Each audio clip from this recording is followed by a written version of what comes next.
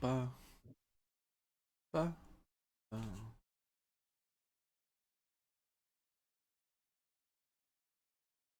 There. Ow. Then announce it. Oh, Diffius. Do check that. Talos 4 was 2254. That was a while ago. No, that's the date of the Pike part of it, not the No, date no, no. of the Oh, I know. Yeah. I'm just saying that order has presumably been in place for a bit then. Yeah. Wait, what order? General Order 7, the one that says you go to Talos 4, you get the death penalty. Oh, yeah. All right. On the back of that, hello everyone. I'm A.D. Springer, also known as Corbinian. This is the Electric Metropolis video game tour, and today I'm not running. I got fired. The old GM came back, but we are doing Star Trek: Return to the Frontier, and looking after the adventures of the USS Thralic. And hopefully, we're going to learn something about economics today. Yay! That's the name of the episode. It's funny. Anyway, over to the GM. Save me from this bad joke. Save me. I wanted to leave you to keep playing it out, honestly. You're not the GM, damn it.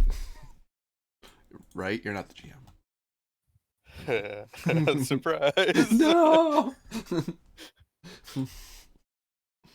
That'd be funny as hell.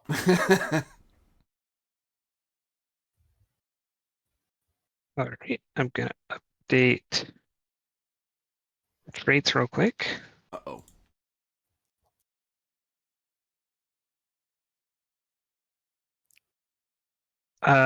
So we'll start this scene with the traits of intel briefing, USS Thralic, porous Klingon border, increased smuggling, and increased piracy.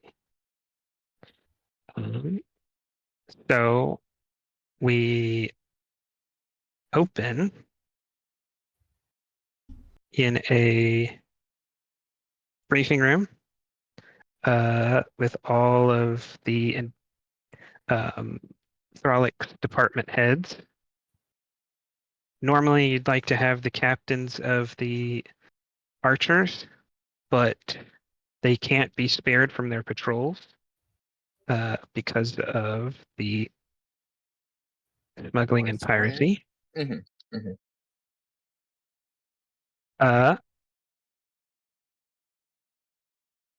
So you have to proceed anyways. And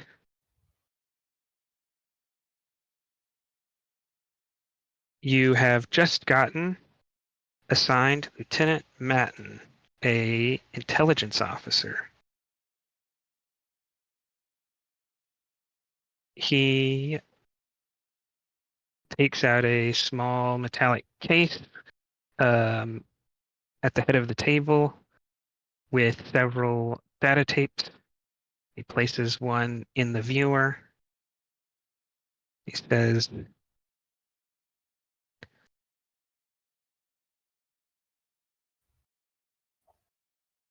I just have some standard details for you today. Nothing out of the ordinary. Latest report from all patrolling ships show 10 suspected vessels acting illegally, only 2 of which were able to be intercepted.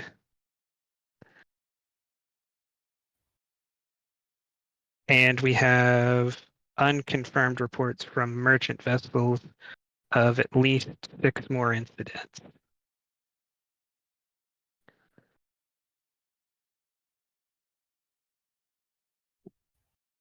Dolores We will have. ask. Oh, go ahead. Yes, Nope, go Dolores ahead. will ask. What's the trends line? How does this compare to previous weeks?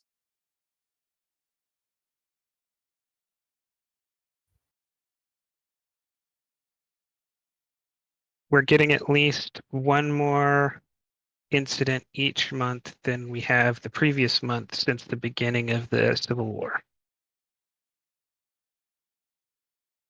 Understood. And this is only what we're able to see without much sensor infrastructure out here. The real numbers are much worse, I imagine. She nods her head. Thanks to all of your efforts, I was able to interview the smugglers captured at the border in your latest patrol. They had a captain who called himself King Bashil, and he had 5 personnel with him. He seems to be operating under the organization of a Queen Tashi, leader of a section of the syndicate. I could not get out of him the details of that syndicate. I can't, at this moment, establish which part of the syndicate she leads, but his communications and jewelry indicated that he's in league with her, even if he didn't want to admit it. This is not a name we've heard before.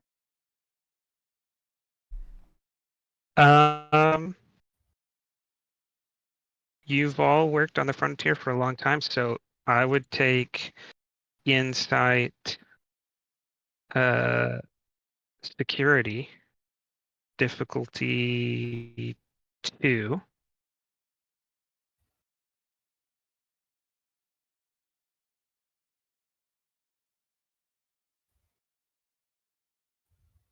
I might try to grab this hunter trait.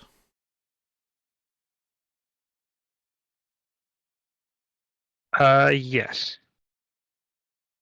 What's the threat level? Oh, 2. Let me go ahead and add that. So there are 4 of you, so that is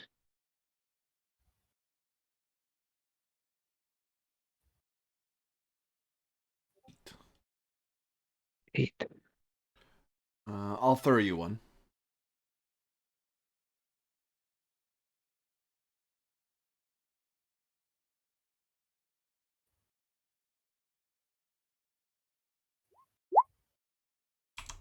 Uh, 1 momentum gained. Right.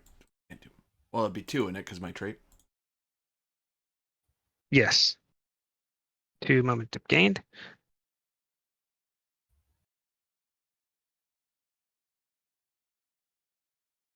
You don't know the name,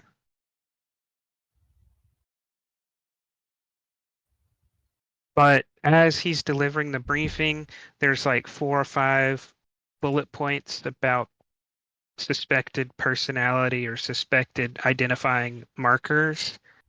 And you recognize a couple of symbols on the jewelry that was imaged,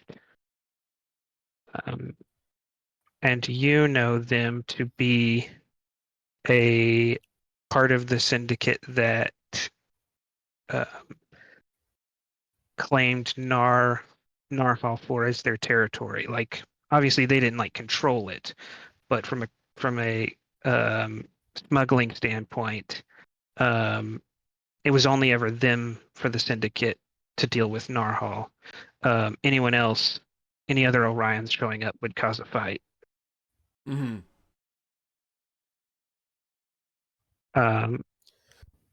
And they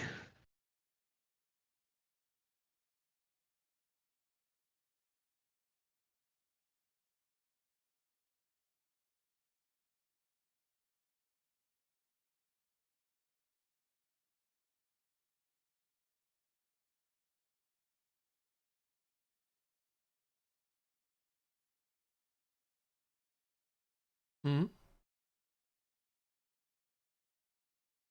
I was looking it up. Oh.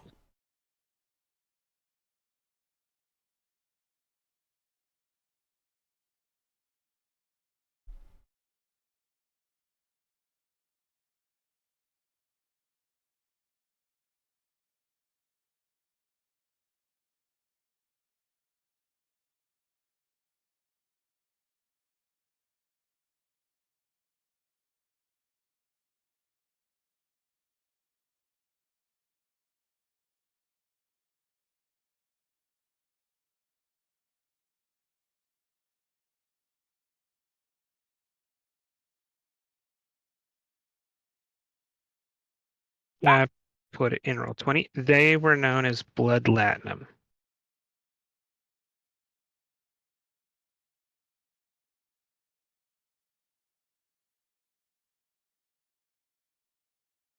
As evidenced by Orions who didn't work for them, syndicate members who didn't work for them would occasionally show up dead outside the colony with a non-trivial amount of latinum injected into them to kill them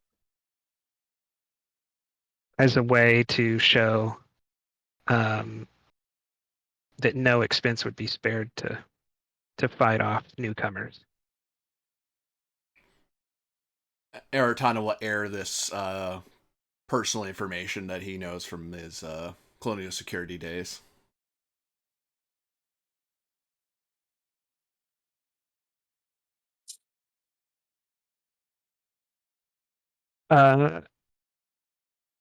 Lieutenant Matten will add it to the notes, although he does add it as unsubstantiated.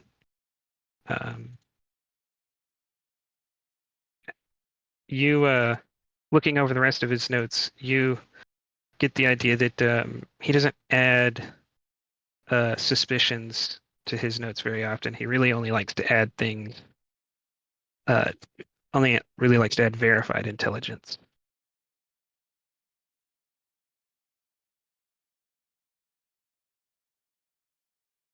Aratana keeps it to himself, his irritation. It's like, hey, but my gut feelings are usually right.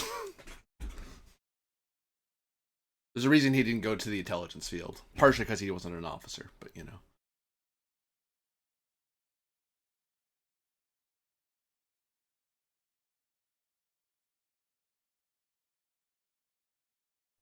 Lieutenant then says,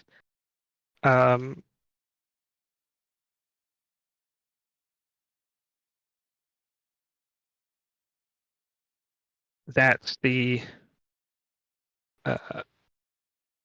intelligence we have this week for organized crime. For the Klingon conflict,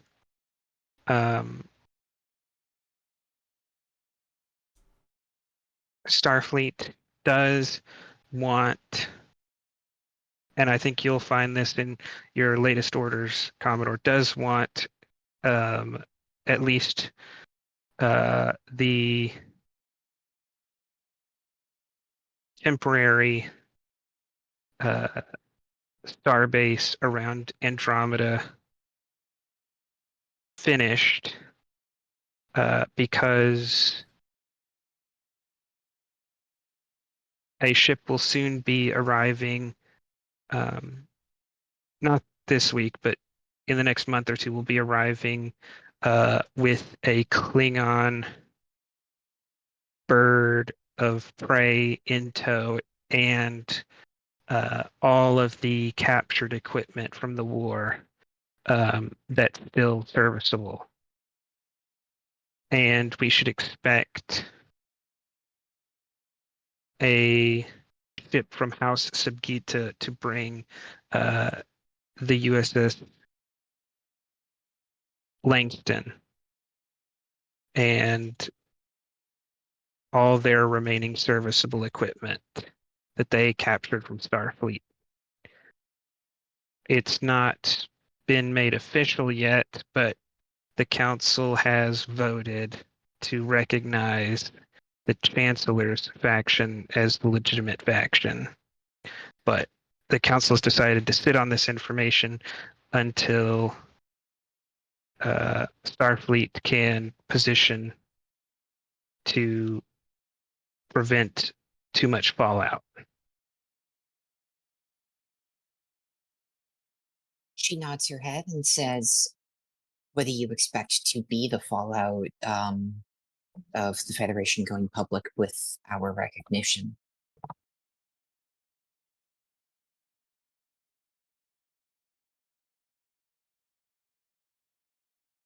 The latest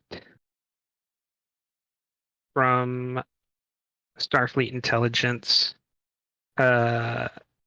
suggests that the Chancellor is already making progress towards victory. That all important political and cultural sites are in his control, but there are several key industrial sites still outside.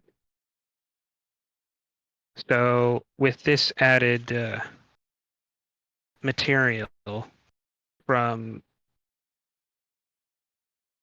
Starfleet's inventory, they should be able to return stability to the Empire.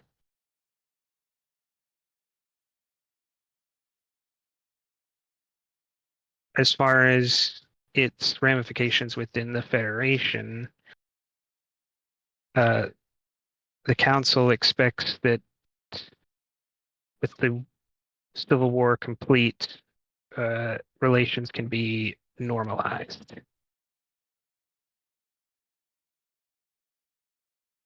We could only hope for such a thing.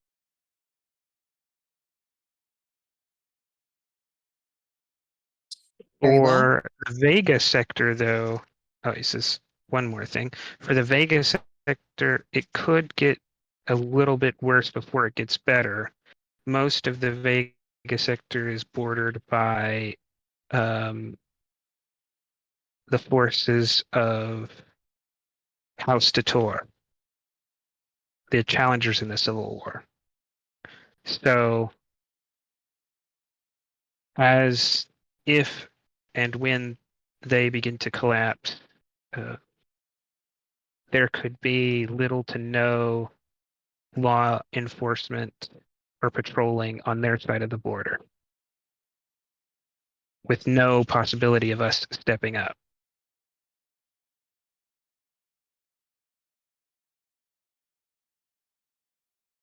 She nods her head.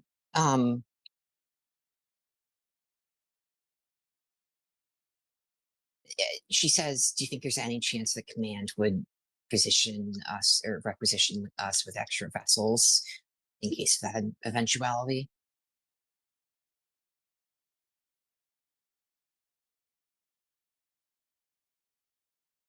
He says, I can't speak to that. I think that's a operations question that you'd have to speak to with the Admiral.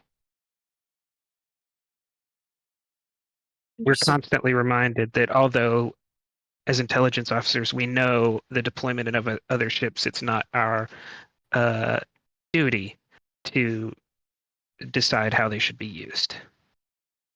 He Understood. kind of looks annoyed. She's going to say, if you could provide me with even a redacted copy of that information. I would like to present my case to the Vice Admiral after this. Uh, he says, yep, I'll leave a copy of the full report with you, Commodore, and then other department heads as needed can have a uh,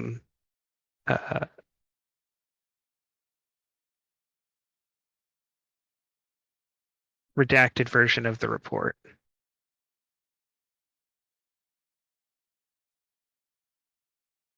The final thing for the briefing, and this would probably be better held by a diplomatic attaché, but we don't have one yet. Hmm. We are expecting the SS Yangtze. Starfleet really wants to get work on Andromeda space dock going, and since there is a lack of qualified personnel in the Andromeda colony, Starfleet and several of the other space docks are going to provide the engineers and Starfleet personnel needed to get it up and running. Along with, and this is probably why they wanted me to deliver this rather than just sending it over comms.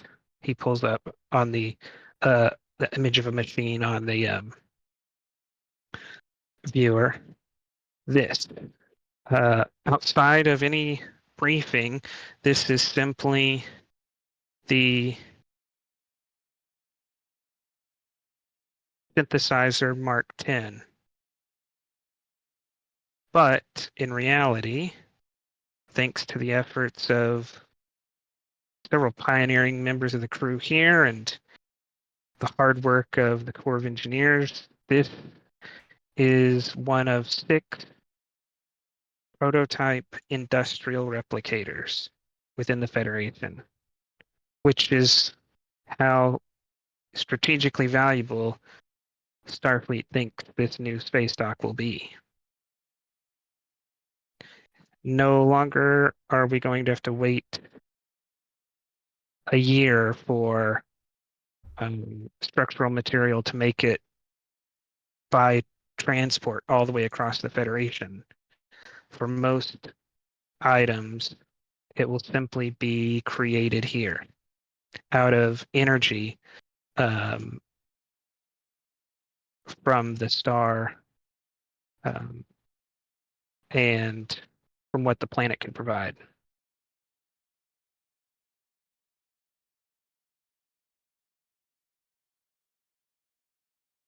What's its reliability like? Only enough for bulk homogeneous materials.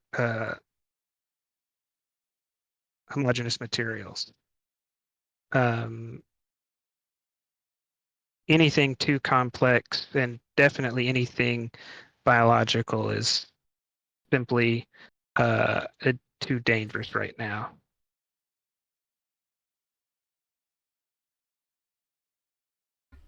Still a massive improvement.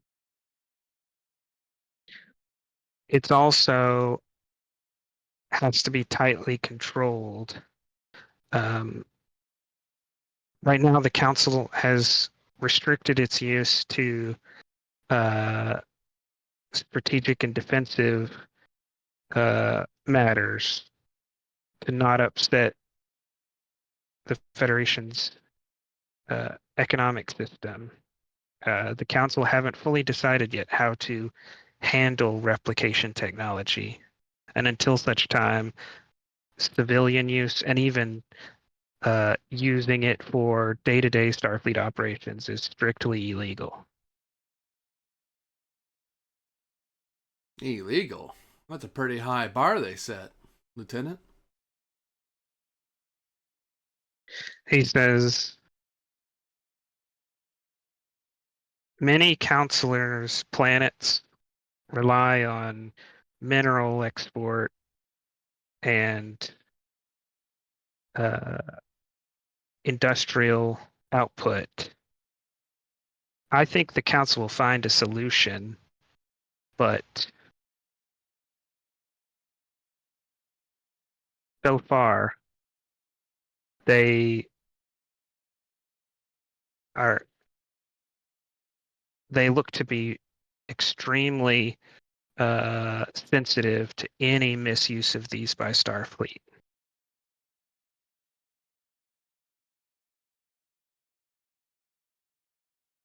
You know, for all their committees, you'd think they'd have this figured out by now. But nice to know that the frontier gets to be guinea pigs again, sir.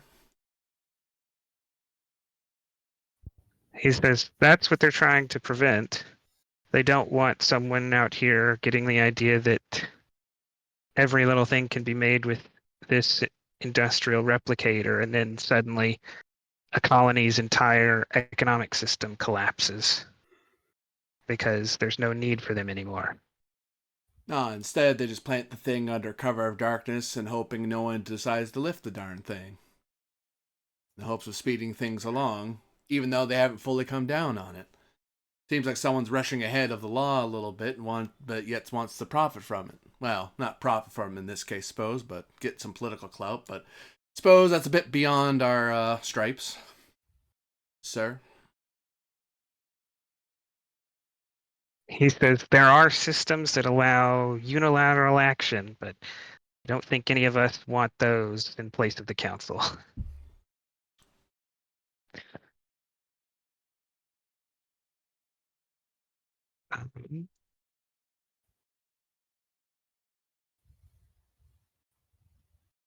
He goes to sit down and says, "That's all from the intelligence division." Thank you, Lieutenant. On to the next scheduled topic.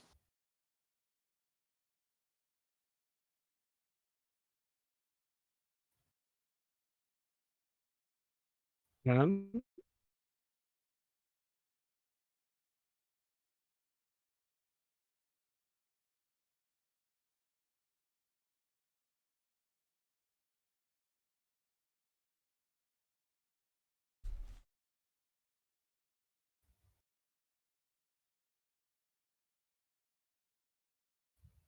It's a Gwen. next Wake scene up. will be Wake a up. little bit theater of the mind. As we do move forward a scene, Do-do-do-do.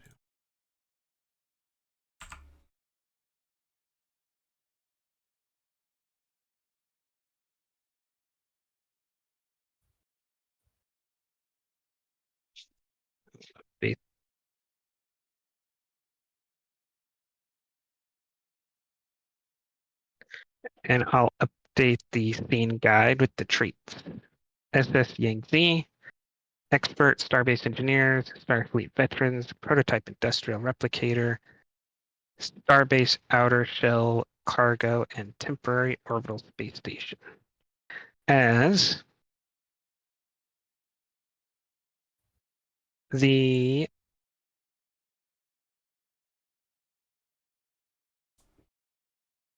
SS Yangtze docks to the temporary orbital station that's been put up. Think of it like not too much different than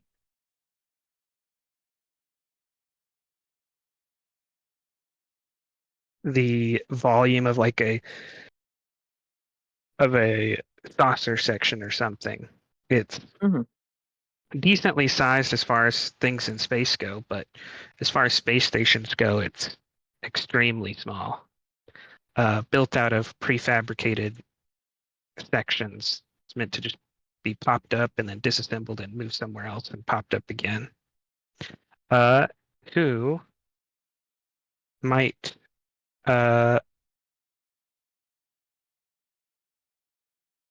meet the Yangtze when it arrives.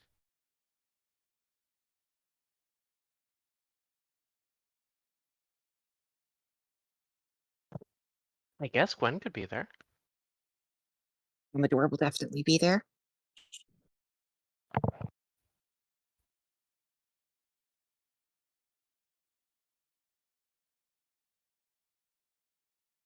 And this is delivering engineers and equipment to help build the station, correct? Yeah. Okay.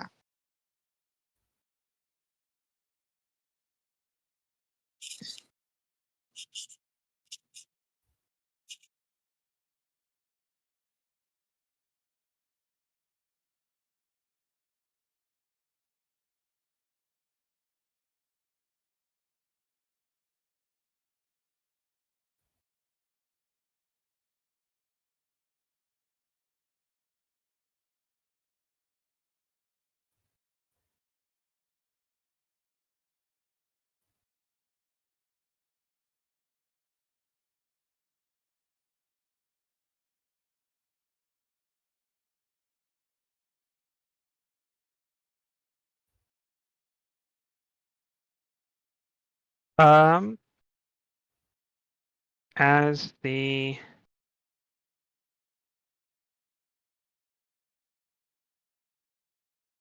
airlock opens, a couple of crew members led by the captain of the ship exit. And he immediately notices Soloris's rank, kind of looks surprised and says, "Glad you could meet us, Commodore. Don't normally get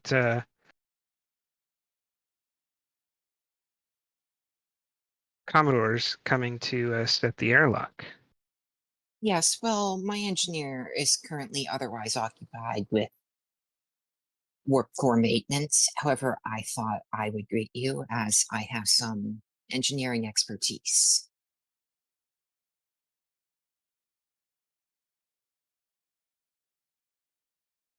He says, "Well, I think we'll need some of that in the future, but actually, if you could help us with personnel transfer, right here I've got the order for the people on the ship to be brought here. I think I need your signature to allow everybody to disembark." Yes, I will sign the documentation required.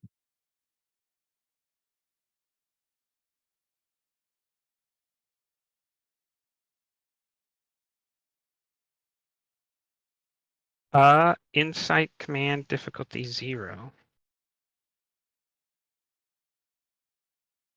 Okay.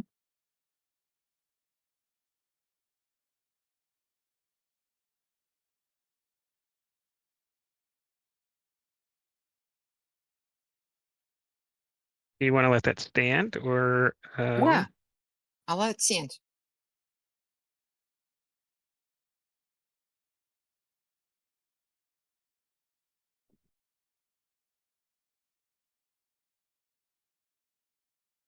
all right. So the document says that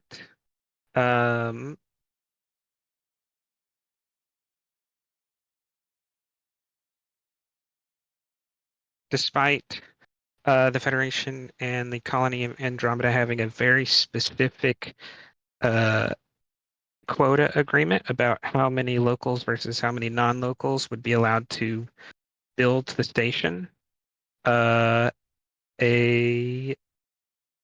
council has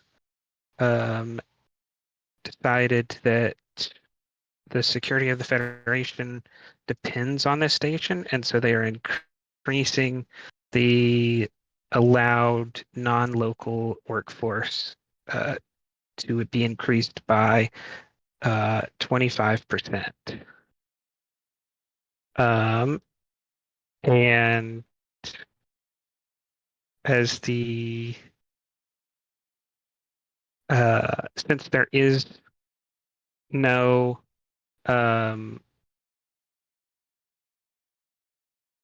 Starfleet or Federation diplomat, you fulfill that role. So it's you that has to sign off that, basically that the local situation hasn't changed and the council isn't making a mistake simply because they're not here and they don't know what the situation is. Yeah. I'll sign that then.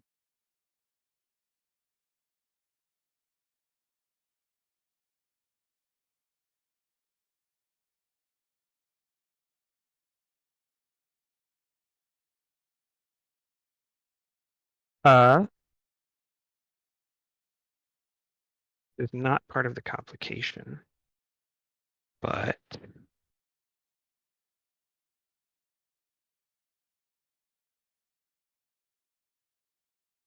oh, that's not what I wanted to do. I didn't want to give you the threat.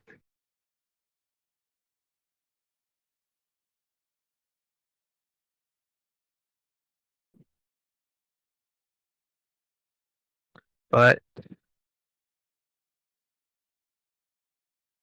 the scene will gain the trait disembarked workers, and that will give me 4 threat.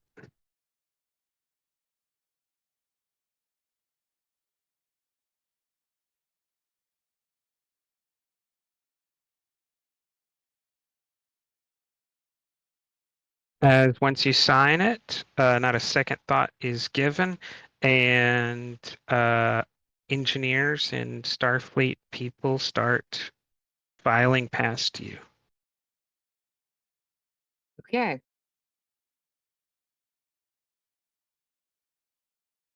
He and says, and I suppose you'll want to handle the synthesizer yourself.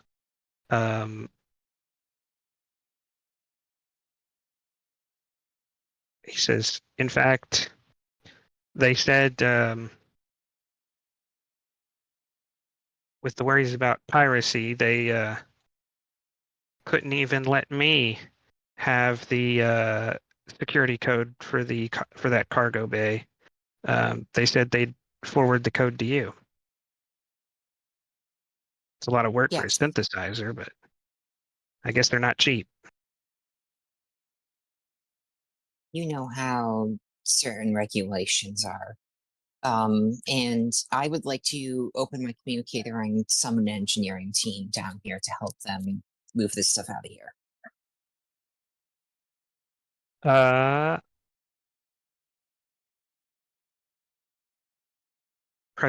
Not presence, control command difficulty 2.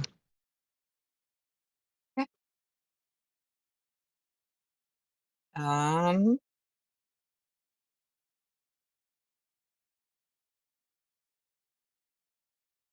one momentum, 2 threat. Good enough? You know what? I'll fish. I'll reroll 1 with cautious, and that blew up in my face. Alright, I'll take another comp. Why not?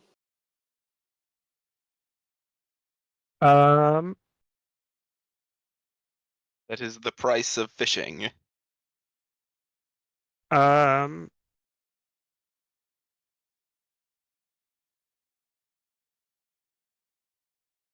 You've been so used to difficult situations that require security support that you accidentally, instead of just calling for engineers, the way you gave the order implied that Kaufman and the security team should come as well.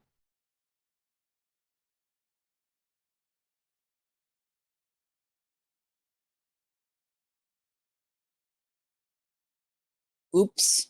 Oh well, they can help move crates. Um, is out of the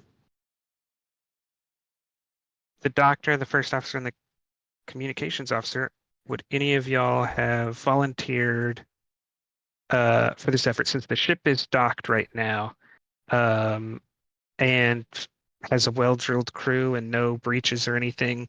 So unless you have personal projects, this might be your only chance to get off the ship. Or Yeah, you it's, could this little temporary space station does have a relaxation area, so you could be there as well if you want. Eritana is going to be spending a bit of time looking into the blood latinums and calling back to Narhal and stuff like that, trying to dig up what he knows and look at old files.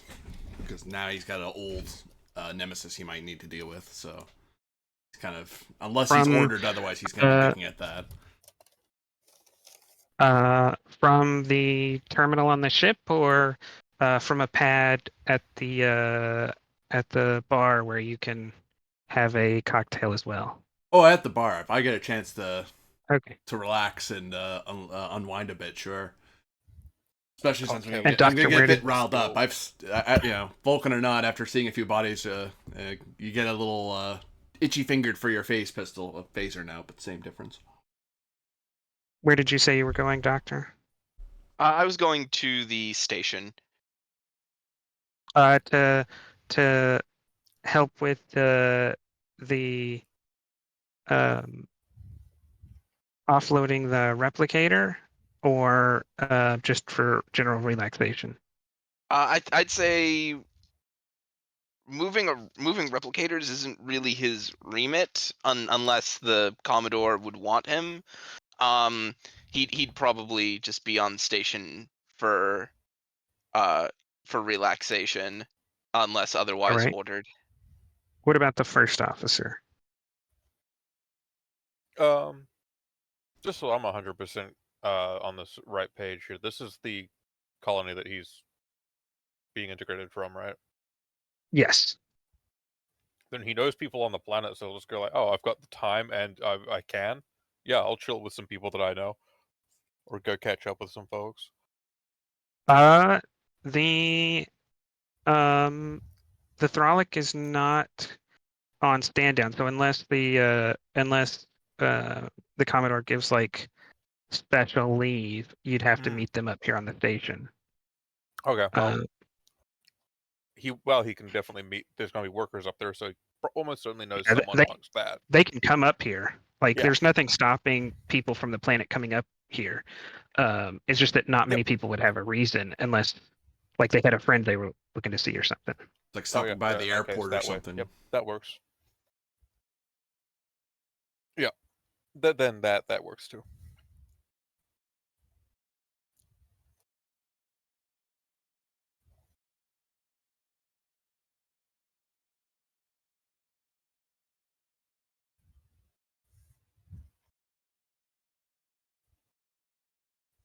Sorry, he's just probably bar with friends. The camera pans from Aratana, like hard at work with a bunch of pads in front of him, and then pans over to you and all your buddies sitting around the table. Yeah, he's hard at work too. It's called diplomacy. Were your friends miners, administrative staff, or executive staff, or security staff? Or, I mean, did you have friends that were you one of the few people who had friends everywhere? It's probably a bit of a scattering, given what he apparently was, like being what was he higher up in the security thing? So he knows security people, he knows admins, and then he wasn't a rollover to the Klingons, so probably knows miners too.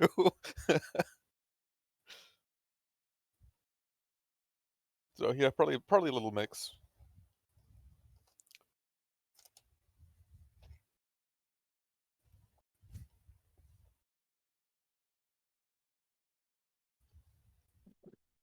And is Griffin helping out with the transfer of the replicator, or taking this time to relax on the station? Or is Griffin being ordered to do something? Well, that's a great question for the captain. Um, Griffin, what's your engineering score? it's not great. Oh, okay. Then the captain will be personally overseeing the stuff being shipped out and take special note of the quote synthesizer. And she's not given you any specific instructions, so you are free to do what you want. All right. I think she went to meet with the docking ship because there isn't that much to do around here then, and then just Mm-hmm. probably went over and head to the bar actually. All right.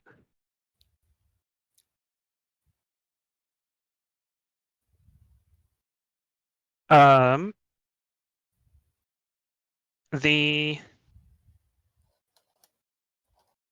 Yangtze is a long, thin ship that has cargo bays lining its sides, and it has very powerful tractor beams for towing bulk material, either in Okay. pods or just floating.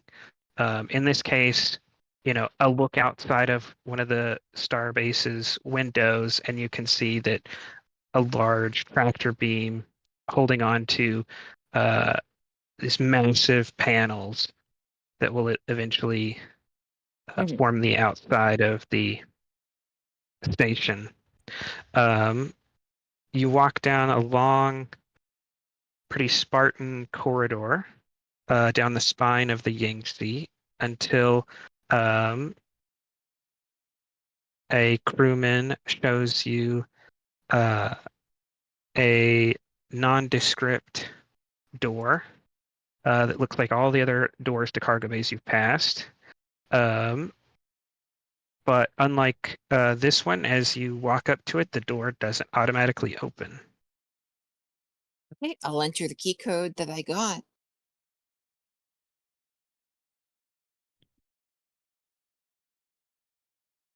Um,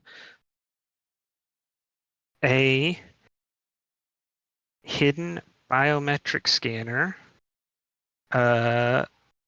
deploys from the under the keypad. Then I will press my thumb against it. It verifies you as Commodore Solaris, and you hear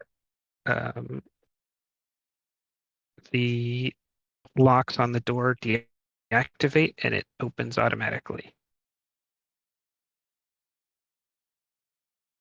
Okay. Inside, you see rows on rows of small stacked cargo containers. But off to one side, you see a couple of Starfleet security personnel sitting at a small pop-up table playing cards. Around them are a couple of temporary beds scattered around a very large crate. Your eyes are also drawn to the fact that against several of the beds and against the crate, you count at least there's at least 10 security personnel here, and there are 10 phaser rifles in view, and a couple of pieces of body armor that are sitting on beds or leaning up against the crate. Eventually, a commander notices you and starts walking towards you as you walk in, and he says, "Commodore Solaris?" Yes, you are. A commander who's ready to get rid of your synthesizer. Commander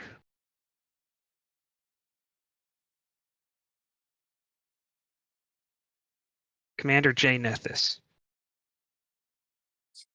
Well, Commander, um, the starbase is not finished. However, you can still rest your crew on station before you are reassigned elsewhere. And she kind of motions for the engineering team to step in, and she says, "My engineering team will take this off of your hands." He says, "I wish, Commodore, but that's one of the things about agreeing to do a tour in intelligence. If I got off this ship, someone might be curious why me and all my people with all of our heavy equipment were here.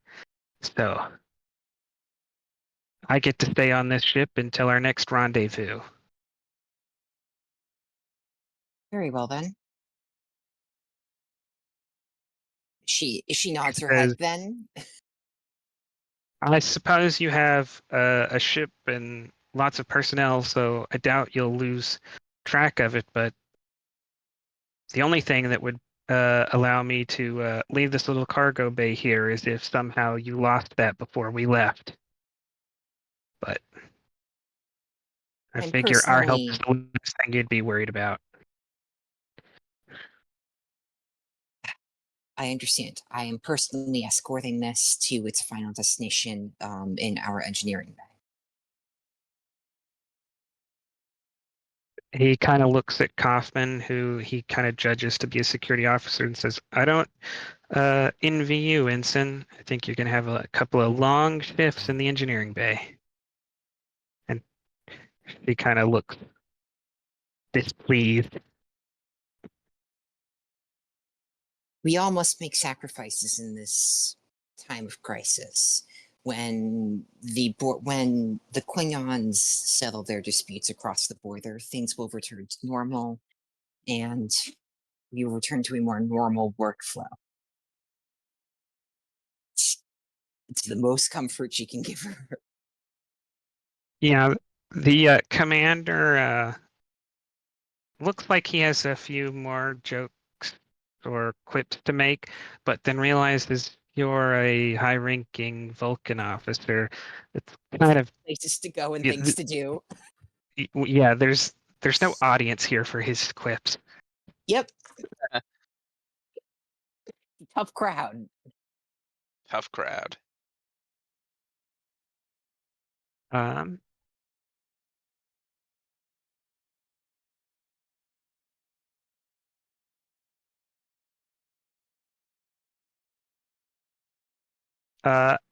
outside at the Starflyer, a small temporary Starfleet bar and lounge. Not much more than a handful of tables and booths in an empty room with a couple of synthesizers along the food synthesizers along the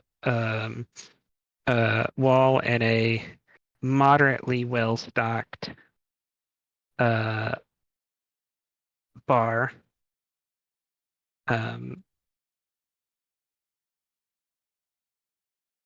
We find the rest of you.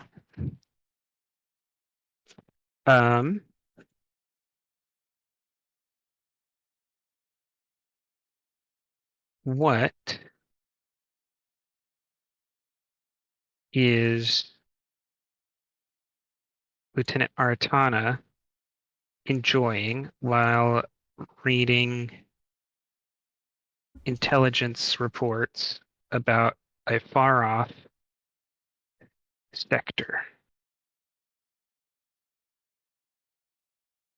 He'd be enjoying.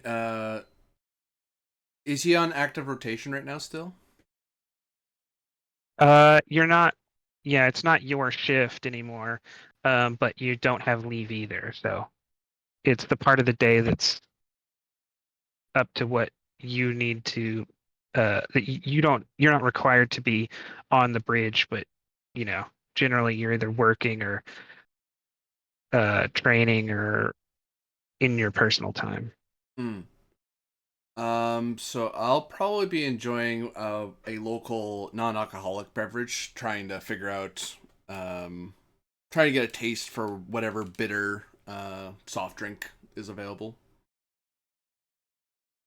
Uh, you'll actually surprisingly find a lack of anything unique. These people, um, the colonists aren't um, haven't been here for a long time, and even before they were here, mostly lived on what could be acquired within the Federation. So you see a lot of popular um, Vulcan dishes and drinks, popular Earth dishes and drinks, um, a small offering from Andoria, but you actually might find the lack of local options kind of unusual. Yeah, because usually miners end up with some sort of special thing they happen to like the most, and it's like that they just haven't been here long enough for that to happen, I suppose. Artana will default to a drink. If he can get the kind of soft drink that used to be shipped out to Nalhar once in a while, it's like a super bitter wake you up / hangover cure sort of drink. He'd get that. Failing that, he'd get what he usually gets on Mars, so some sort of like uh, root beer that he got back on Mars Technical, because it's something he's familiar with, and he only drinks it when he's just relaxing. It's not as good as the stuff he gets at Narhal, but it's close enough. It's cloying and sweet, like the Federation. Oh, not that sweet stuff. Get the sugar out of my root beer. Get away from me. Worst part is, after a while, you begin to Uh, like it. it's stable for a long time, so uh, um, every passing ship seems to have a case of it. And one of them has ended up here. Um, go ahead and give me reason security Mm. difficulty.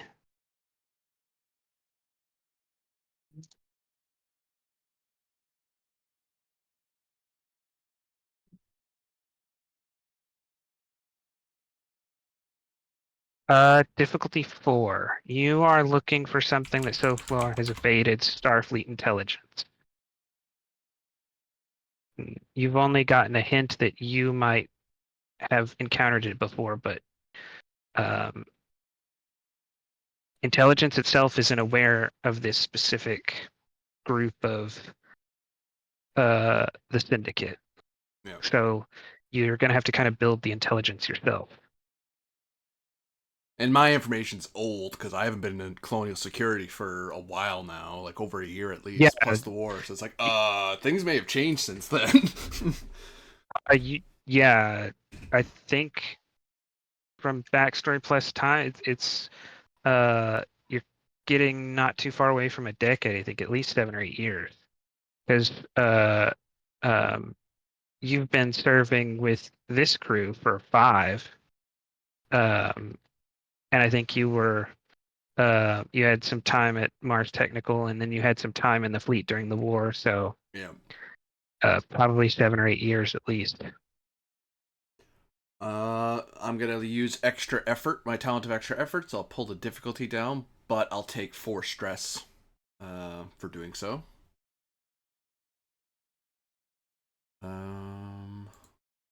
Don't have a focus that truly applies. Tactics doesn't apply yet. That doesn't apply yet.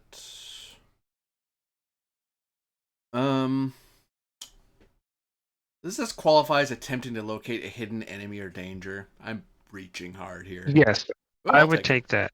Okay, that lets me reroll a d20. Awesome. The Div 3 task. Does Hunter help at all?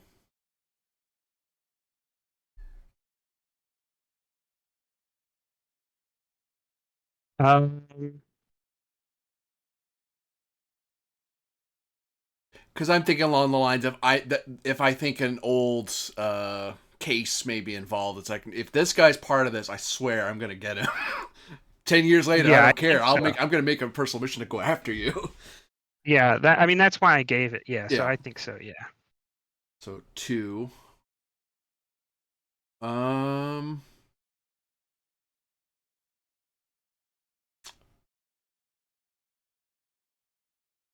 And you know what? I'll actually try to spend toward the value. The frontier doesn't suffer fools, in that, when it comes to stuff out here, it turns into one of those. Look, when the syndicate starts doing stuff, it pays to keep your head on a swivel all the time. Kind of listen to stuff, because you might be dealing with the law, or you might be dealing with someone who injects latinum into your veins. Apparently. Yeah, if they're already causing problems, if you haven't heard of them, if you're hearing about them, it's because they are really causing problems. Yeah. And you're not going to be able to wait to get help from Vulcan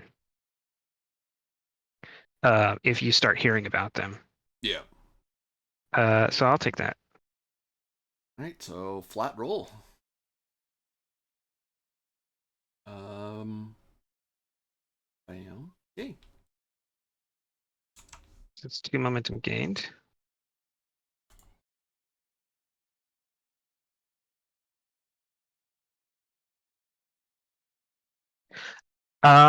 You notice that there are a string of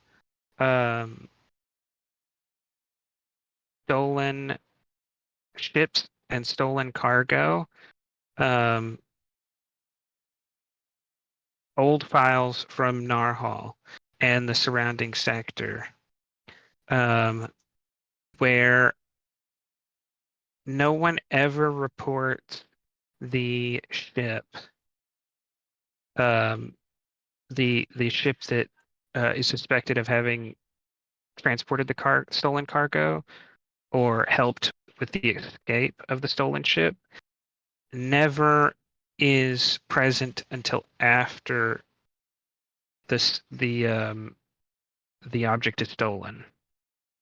Like it's not like, oh, we saw this ship and then it attacked us and stole our ship. It's like nothing was wrong. Somehow we got locked out of our ship, and then this other ship showed up and towed us away. It's always after whatever the incident is that the ship shows up.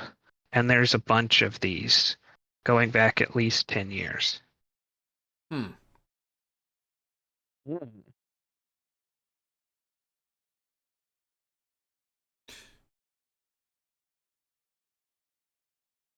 The amount of time this has been going on is weird.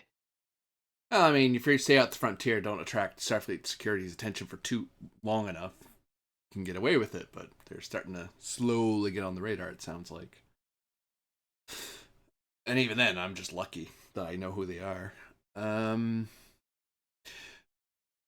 I will say, you haven't yet connected Blood Latinum to these cases. Just that you notice these cases all stand out as a common modus operandi.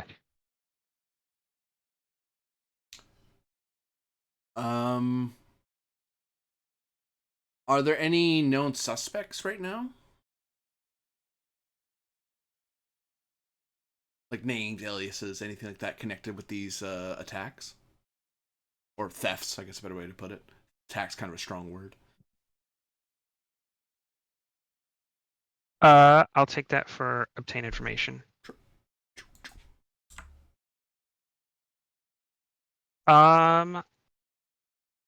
You follow a list of suspects. None of them have any prior record or record after that. Hmm. Most of them, it was their only time interacting with Starfleet thinking that they were part of the theft. But you know, person A met person B on this job, then person B met person C on this job, and that eventually leads you 3 separate times. So there are 3 separate branches of this tree you've made of connections that lead to an unnamed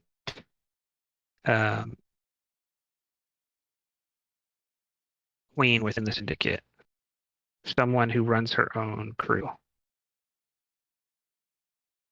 But the descriptions of this person match in all of the instances. So you're pretty sure that 3 different people who can be connected to basically everyone, someone in at least one of these cases. Every case has someone who's met one of these 3 people, and each of those persons has met this queen. Most of this comes from quick reports from Starfleet intelligence officers who haven't always captured things in the highest detail. Mm-hmm.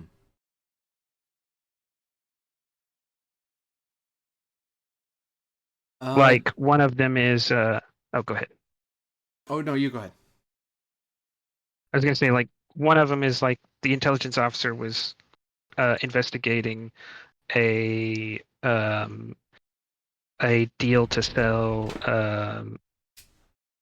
disruptor rifles stolen from a armory at the end of the war where Klingon disruptors were for Klingon units that were still inside the Federation had surrendered. Their disruptors were taken into custody. Those were stolen. Some of them were.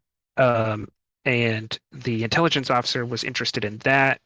And he only mentioned this weird meeting between a couple of suspected syndicate people that happened the same day he was investigating this theft. Right? It's that kind of thing where the detail is low because this person never seems to be at the heart of anything. It almost seems incidental, yeah. Yeah, but it's weird. It's incidental if you see it once. If someone is incidentally connected to 3 or 4 different things, that's no longer a coincidence. Does this strategy of heists correlate with any tactic that I'm aware of that the Bloodlettum members did? Like any, like on a smaller scale, because on the colony we were just a colony, a single star system, basically. This sounds like they're doing a widespread, border-wide, like almost sector-wide heist thing over the last 10 years. So I'm wondering if they basically took a small-scale heist, perfected it, and then upscaled it into ship heists. Or if it's completely devoid of any strategy they would use. Like, no, this is completely atypical of what the Bloodlettums would ever do. This isn't part of their MO at all. So I'd I had will to take that. I had to step away when we were doing like the whole briefing at the beginning. Is there a gang that just injects themselves with latinum?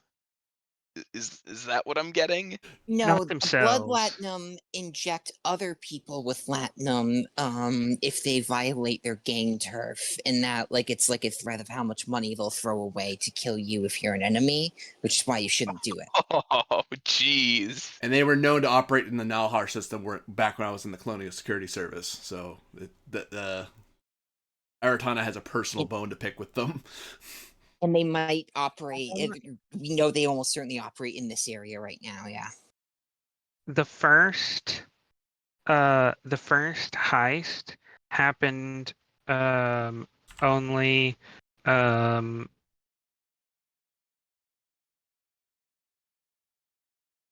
10 light years away from Narhal in a nearby system. And it is only 2 months after a murder you had investigated years ago. That murder being of a Orion suspected syndicate member named Sethos. He turned up dead, and you don't find any more records because all of this is now after you've left. Mm-hmm. You don't find any more records from Narhal of killings that matched the blood latinum method on Narhal. Oh, okay. His is the last, and 2 months after he died, you see the first ship heist, where the ship doesn't show up until after everything is over. Hmm.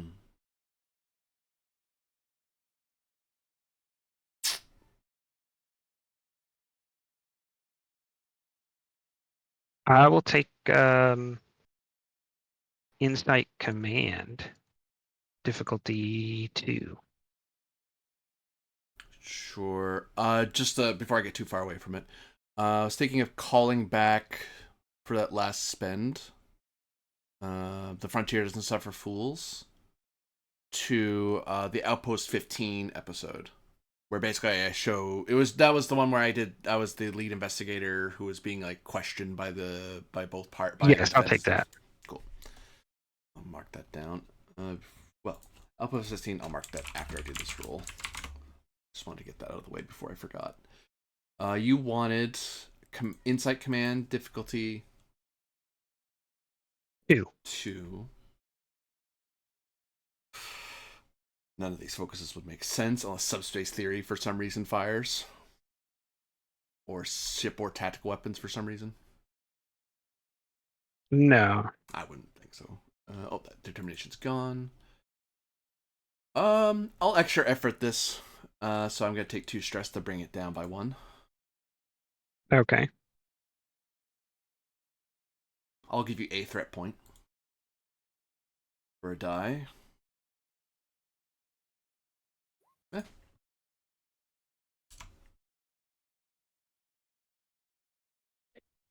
One momentum gained. This has all the telltale marks of a leadership change in part of the syndicate. I was suspecting Sestos that. must have been, yeah, Sestos must have been the old leader.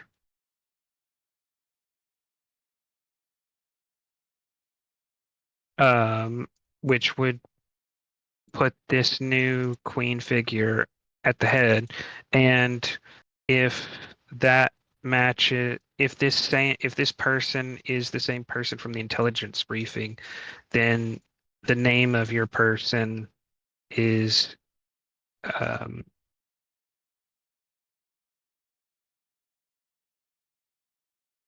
Queen Tashi. So you still haven't you still haven't connected this Queen Tashi from the intelligence briefing and this queen that you know took over the blood latinum Mm-hmm. a couple years ago.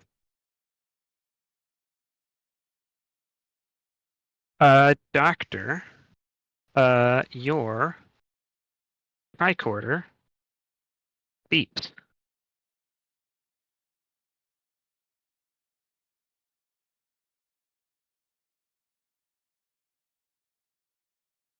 Is Doctor here? I'm here. Okay, your tricorder beeps. Yeah. He takes a look at it. Uh, you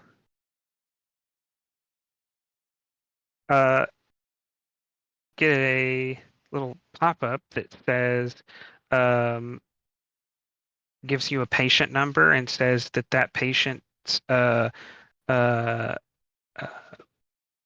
blood pressure and vitals have exceeded acceptable limits, which Am is I weird because familiar you weren't scanning anyone.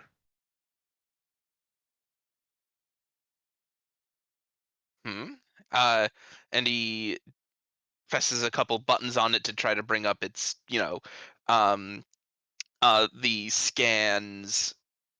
I guess you'd call it like the client metadata. Where Yep. where did this where was And this scan made, and how? this is the normal health checkup for Lieutenant Aratana. And they happen to be sitting only a few chairs away from you. So your scanner just happened to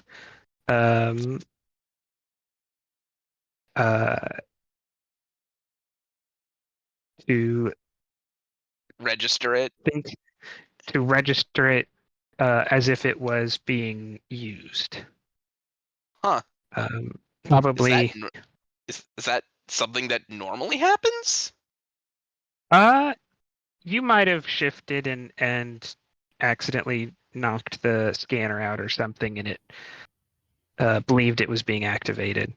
It's not that weird. It's like But dial the tricorder. yeah, it's Yeah. like butt dialing. Like it's physically possible, and he's literally close enough that it's within the Yeah. scan range. Yeah. Maybe nothing super detailed, but enough to be like, oh, hey, okay. The doctor gets up and walks over to Aratana. Aratana, are you all right?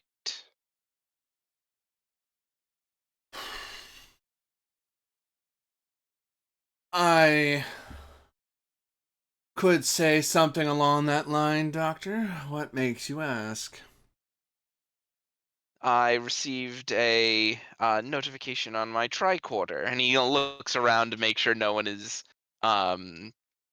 like looking super closely, and he just says, "I've noticed your blood pressure has spiked."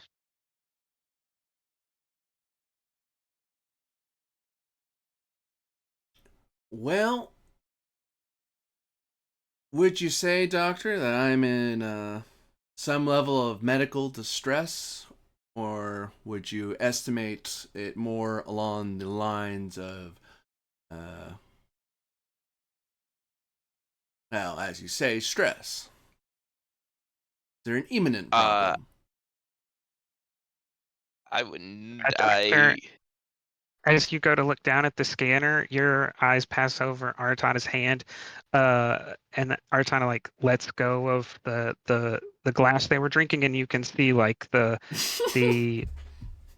imprint of the bottle like deep in their hand, almost like that has to be painful. Like they almost probably broke that glass holding it that tight.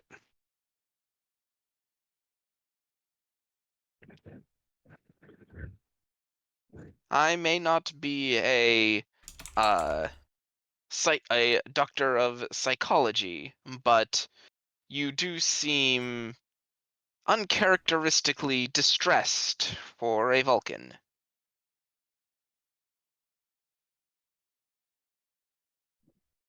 Well, Doctor, when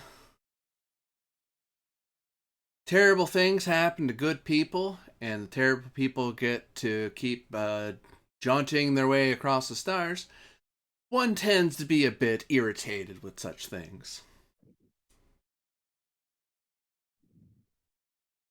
And I would remind you, Doctor, that out in Narhal, we deal with our stress a little bit differently than those back on Vulcan.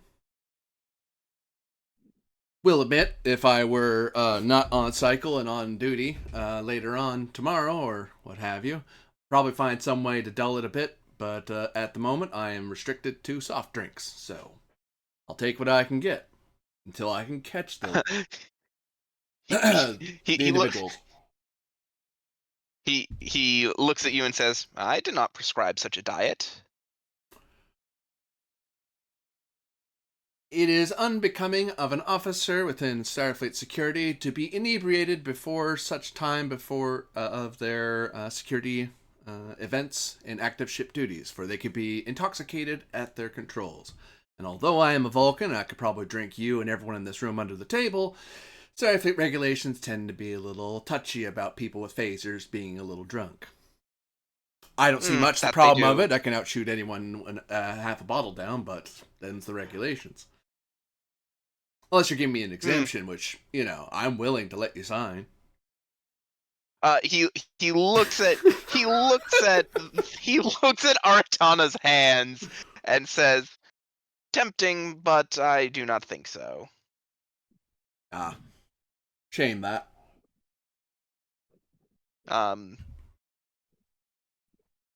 That said, is there anything I can do to be of assistance?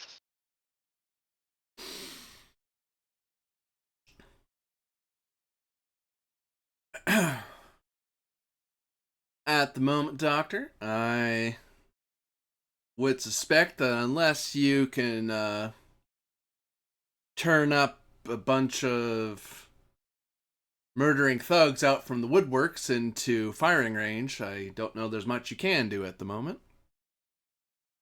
I see. Do you have any specifics?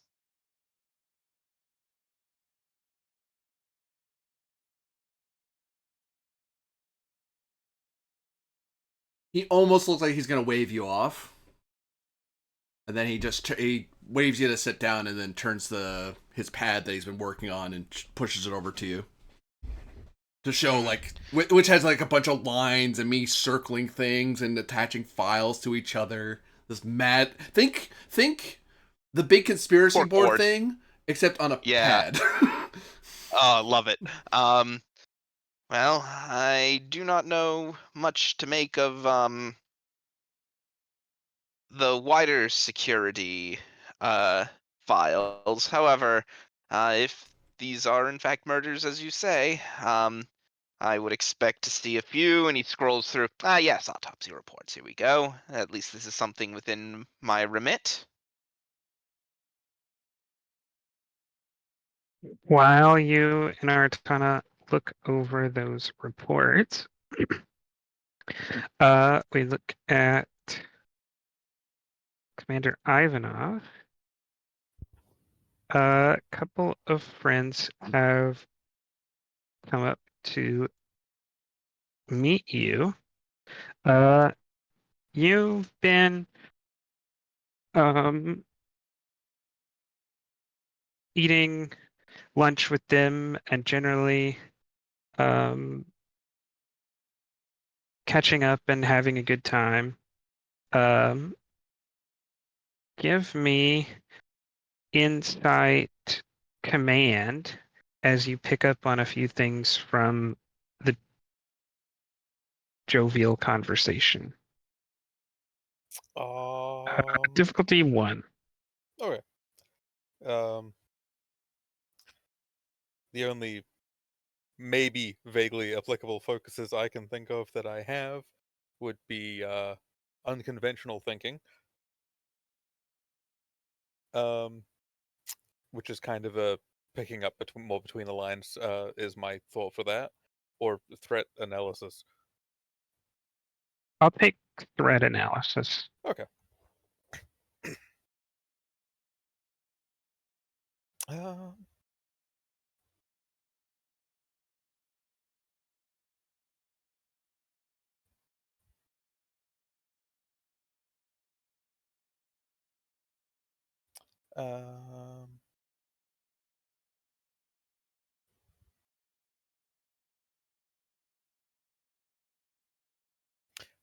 I might as well ask actually the artificial sense of hearing for potentially picking up inflections or minor tones that would otherwise be I'll take that. inaudible. Yep. Nice. I've got it. I might as well use it. So that makes this essentially a diff 0? Yeah. Oh, good thing too. Oh my god. You start to get a little bit concerned as though your friends kind of make light of it. Um, there seems to be a resentment they share, and it seems like it's generally a feeling that people are getting since you've left is that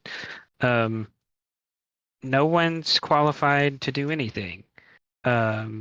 You have people who spent 20 years as a um, senior engineer dealing with equipment at the mine, but um, they don't have any credentials, any way to show their history, and the local um, offices and businesses that are being set up, even with the help of the Federation, they all want those things.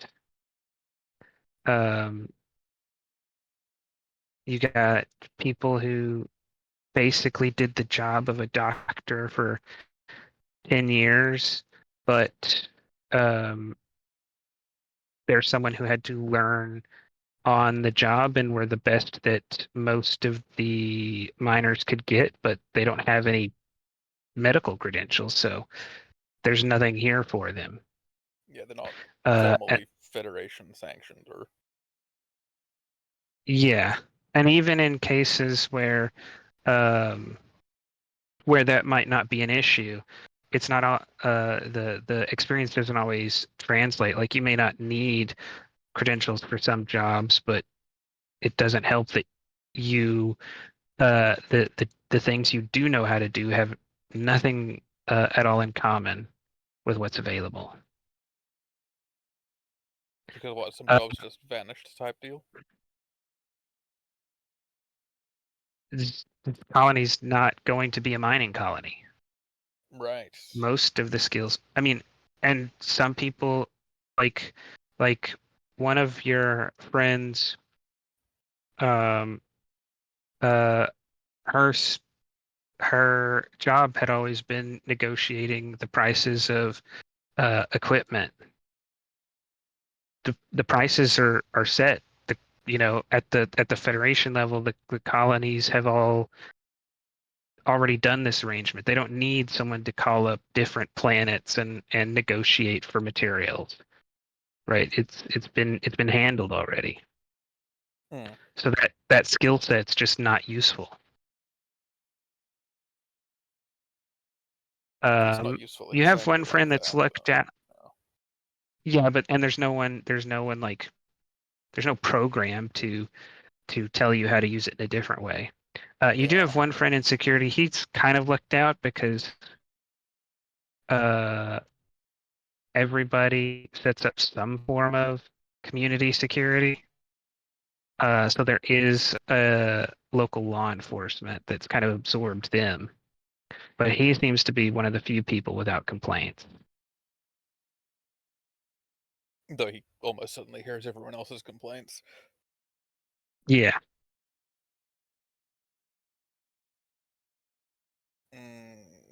Well, that's not great. No, and you're um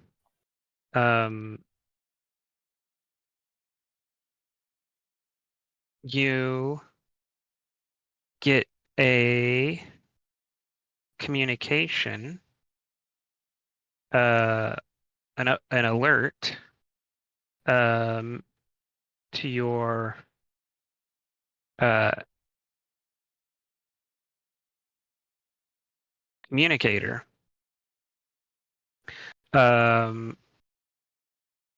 that says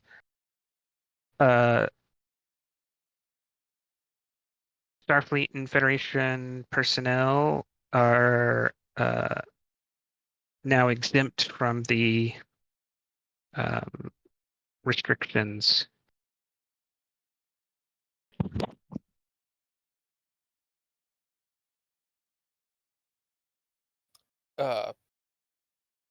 Which restrictions?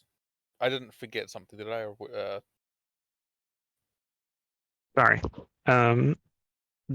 That that you are now exempt from the restrictions on taking jobs locally. Like, this is not something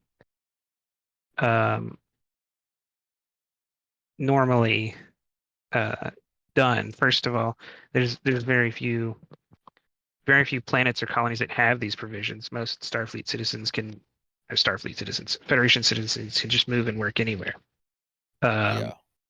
And when these restrictions are in place for like a temporary situation, it's pretty rare that a commanding officer of a ship will just like broadcast to everyone that now that's not true.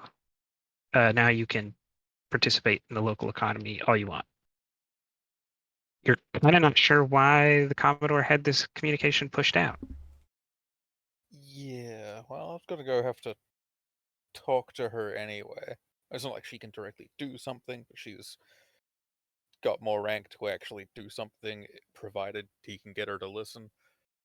And Ivanov's 100% gonna, like, he's talking to his friends, he's like, they gave me this fucking rank again, so, 100, like, what I'm going to do is try to figure something out, or put pressure on something to get something done about this, because that's not what this integration's supposed to be.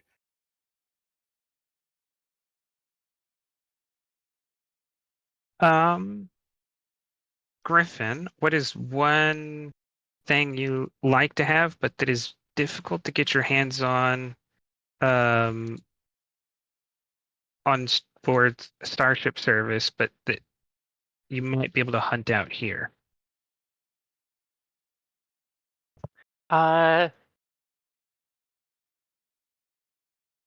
Archerian slug wine. You have been through 2 of the 3 authorized vendors for intoxicating food and beverages, and there's supposed to be one more authorized vendor on the station, and he's pretty far out on one of the arms.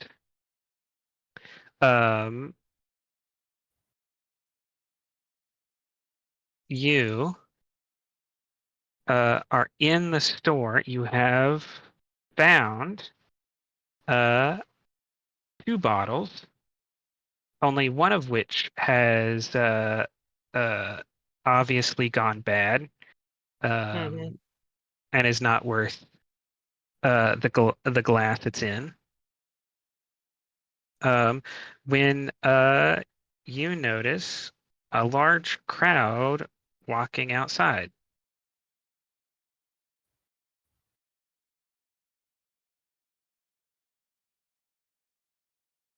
He'll place the bottle that doesn't look bad up on the counter and say, "Hold this for me for an hour, would you?" The owner kind of looks down and he says,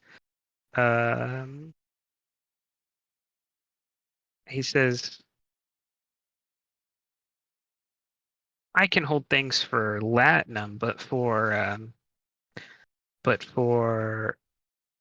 credits, sometimes it's difficult to hold things. He's just gonna grunt in exasperation and poke her head out the door of the shop.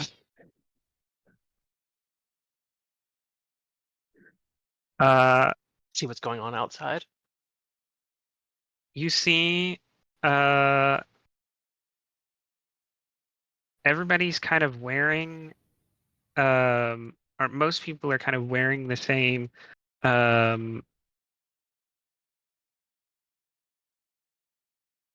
shirt. and it's got the name, what must be like a local political party or movement.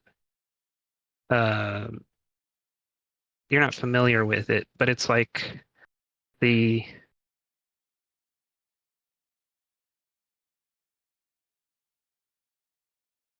movement for work. And this seems like some kind of rally or something. But it's moving. It's not like it doesn't look like it's happening here. It's going somewhere. Yeah, she's gonna trot outside and try and strike up a conversation with someone about it.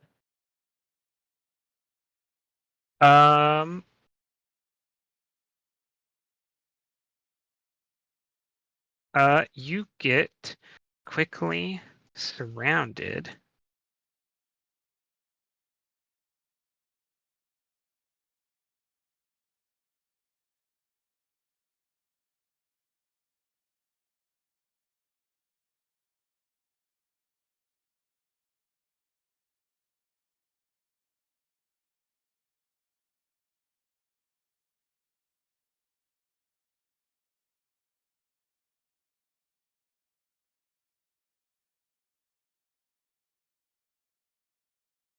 Kind of backed up. You kind of back up against the wall as several people are shouting at you.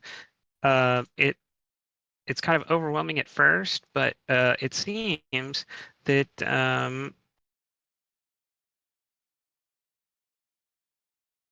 they're not good enough to come up here and work on a station. But here, look at you. You can't be, 25 years old and you're up here getting a job that they know you don't know nothing about or have any skill for, just because of your uniform.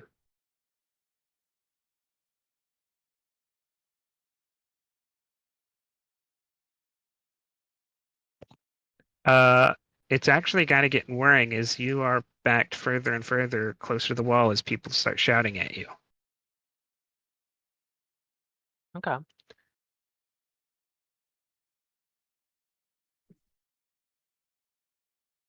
Does there appear to be anyone who's organizing this? Or is it fairly mob mentality right now? From your perspective, it's pretty chaotic. There's a crowd moving away and a good dozen or so people yelling at you. Okay.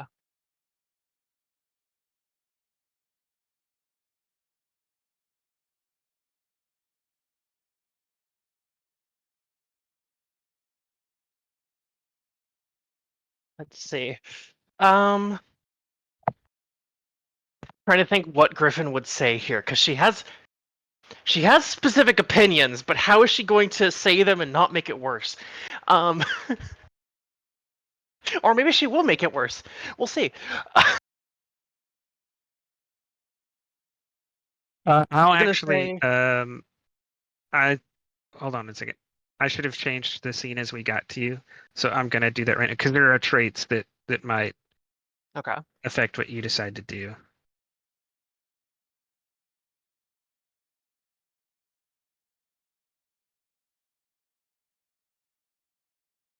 Okay, I'll take a look at the traits then, real quick. I guess. Those are all in the scene guide, I presume. Yep, and I just updated them, so you might have to open it up again. Yeah. So they Sure. are agitated unemployed, expert subterranean engineers, expert miners, nonviolent protests, work disruption at temporary orbital space station, and disembarked workers. The disembarked workers held over. Cool.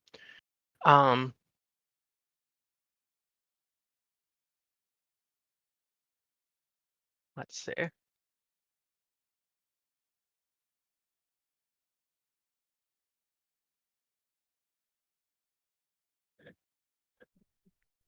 She's gonna say, if they're keeping work from you, that's not right.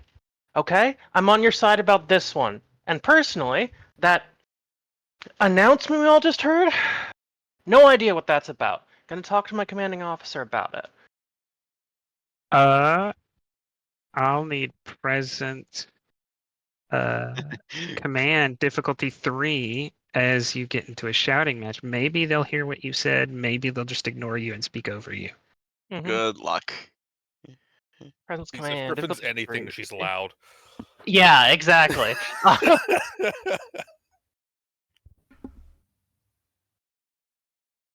If anything, fighting the urge to go, no hesitation, baff. Yes. No hesitation just means she was shouting at them before they even started shouting. Yeah. Pulling out your You raised your pulling voice out before your she probably should have. No, you listen pulling here. No, out you your listen here. disruptor Ah. is definitely brazen. Yeah. Yeah. Yeah, I was gonna ask how that's helping or hurting me.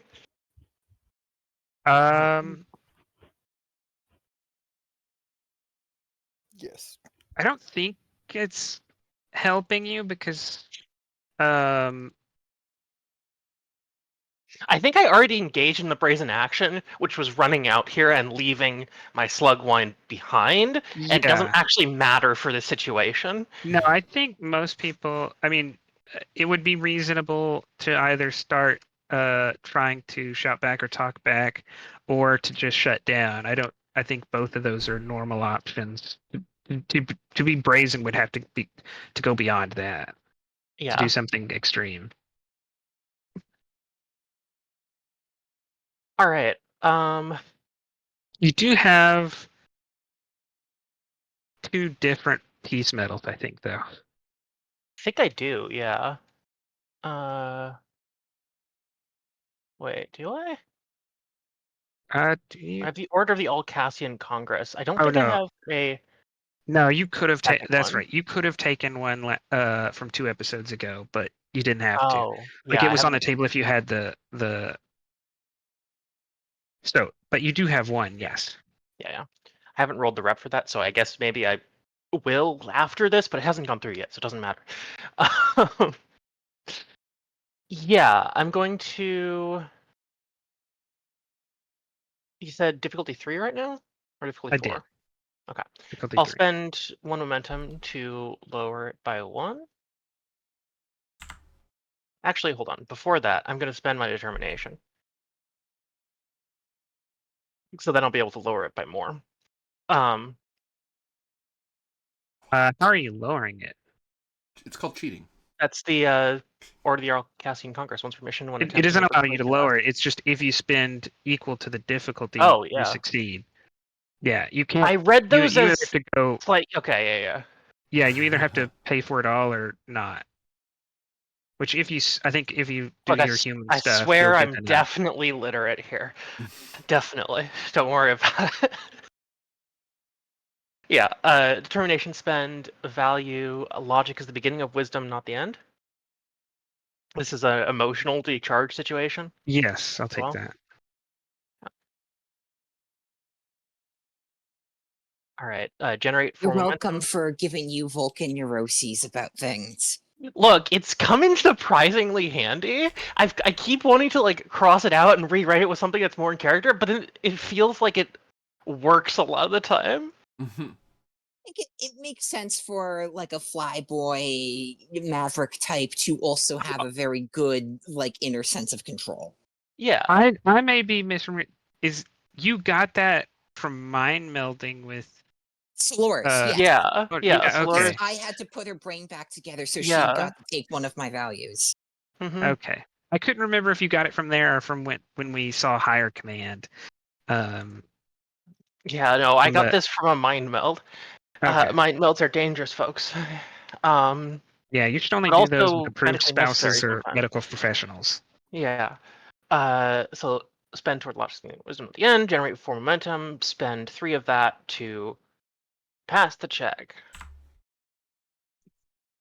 Yeah, you've And- stood in front of a panel that consisted of Right back.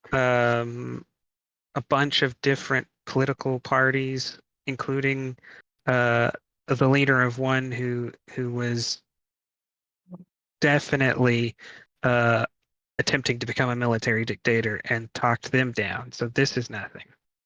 Yeah. After a second, people start shouting at you and kind of confused. And one of them drags someone else over. And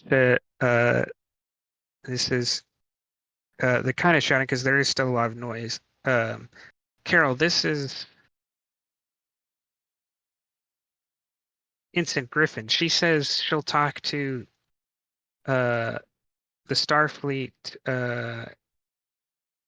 commander. And of a very to the point man comes up to you and kind of like pushes a pad into your hands and says, this is what we want. We want the original agreement respected. We want a training program. We want guarantees. And he starts going off on like by the number actions that they want. Griffin will be nodding along. And this is her, I think, first understanding that this agreement has been broken as well. If I understand that right. They probably- are presenting it to you as though it's been broken. Yeah. She believes them in that case.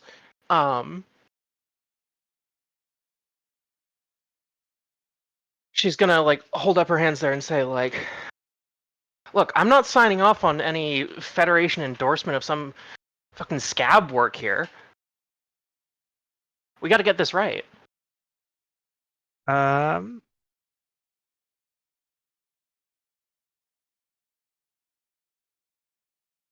Do you keep talking to them or do you do something else? She's gonna keep talking to them and like, Give me presence command difficulty 1. You have a uniform and you're listening, which is progress. yeah, presence command. The 9, folks. There's a reason I spent my determination.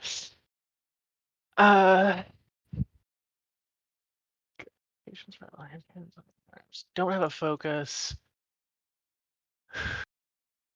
Could you have called back? Oh, I still have a determination because I got it back Okay. as veteran. I could spend it if I wanted to. I'm considering it.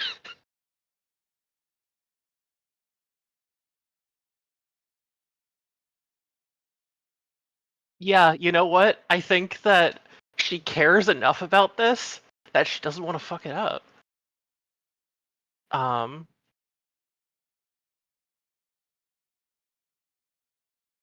If you'll take the same value spend again for this.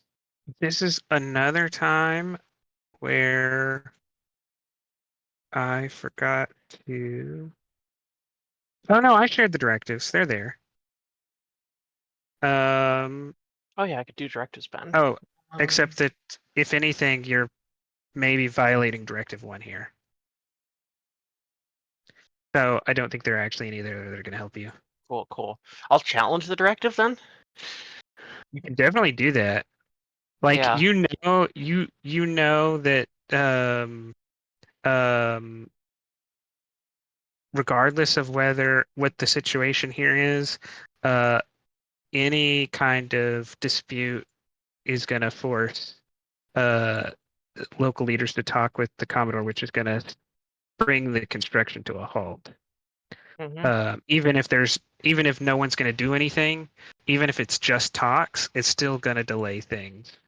Yeah. So yeah. Which I'll is challenge directly contrary to what Starfleet Command has ordered. Yeah, but Griffin came up through the ranks. She doesn't really care what Starfleet Command ordered a lot of the time. Ooh, we got an admiral in making here.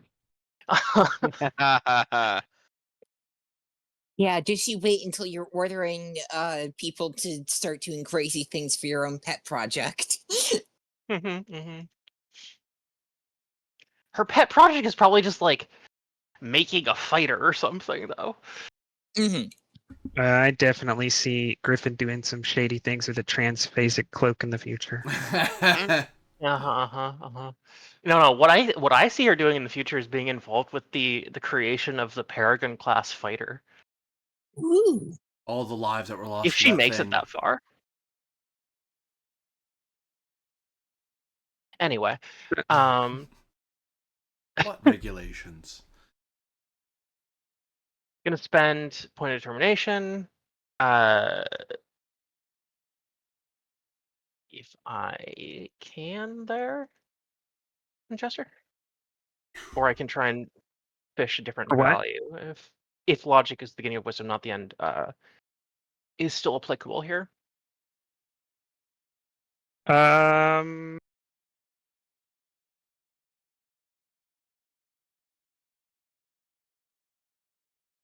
I'll take that because you're trying to do what's best for the Federation, despite that the people who've been elected to lead it told you not to do this. Mm-mm. You're going to Yeah. help them by doing not what they said to do. Exactly, because they're wrong. It's definitely logical. Yeah. So generate a momentum off that, and then generate an additional momentum because it was a difficulty 1 task, and I generated 2 successes. We'll see how much I roll. No focus, presence command. Let's see if there's any complication here. Oh, hey, I actually succeeded. So it's generating. Okay. 1 momentum, 2 momentum. That And I added the trait to the scene, halted protest. As we 3 momentum actually because of yep. successes. Yeah. Because and you're human. I regain that point of determination. All right. I'm now determination positive.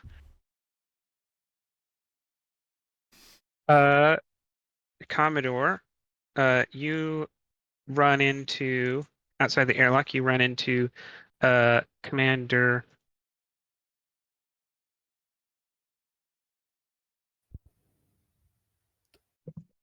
Ivanov. Am I still escorting the synthesizer? No, no, sorry, I had to mute my mic for a second. Yep, you are, and you do run into Commander Ivanov. And as the two of you are about to meet, a ensign stationed, who's not part of the ship, but just assigned to the station, comes running up and says, Commodore. And he kind of waits to be acknowledged. She looks at the commander, looks back at the ensign, and says, "Go on, ensign." There's a large protest moving its way this way. Station commander wants everybody to clear the hallways to let them move through. Protest about what? Oh, I can give you some ideas. The ensign kind of shrugs. He doesn't seem to know.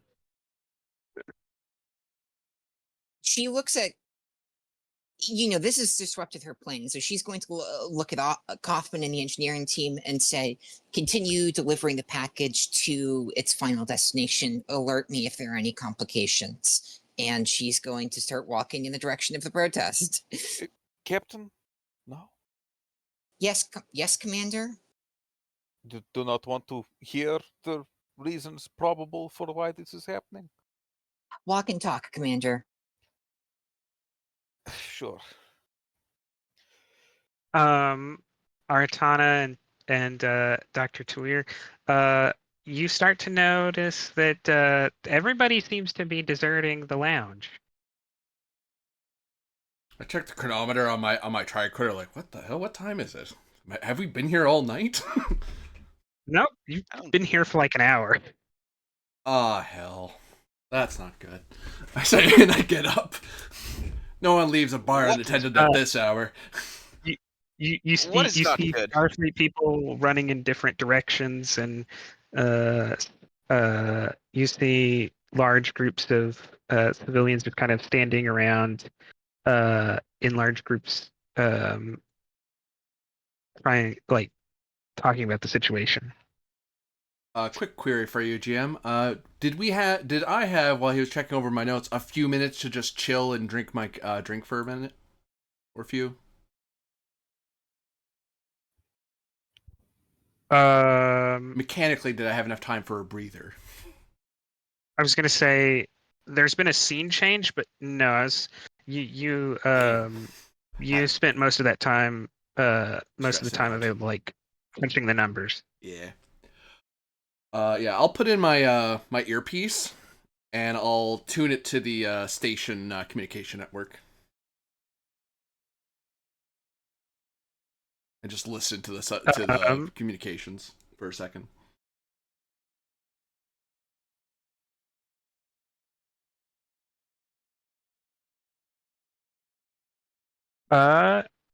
Just by doing that, you'll hear that station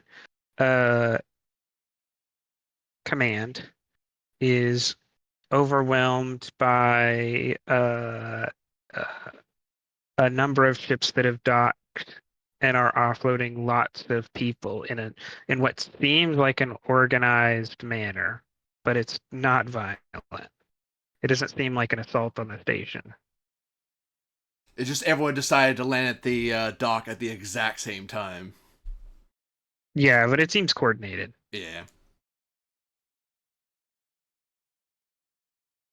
Does Eritana twig that this is like from minor protests back on Narhal, that this is like an organized like union movement sort of thing?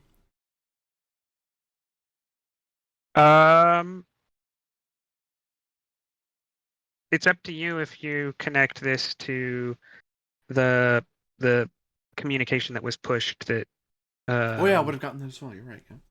yeah. But I don't think Narhal went through any tumultuous economic periods during your stay there. Mostly local stuff. Unless you, like, one guy being a jerk so and hoarding stuff, but nothing like this.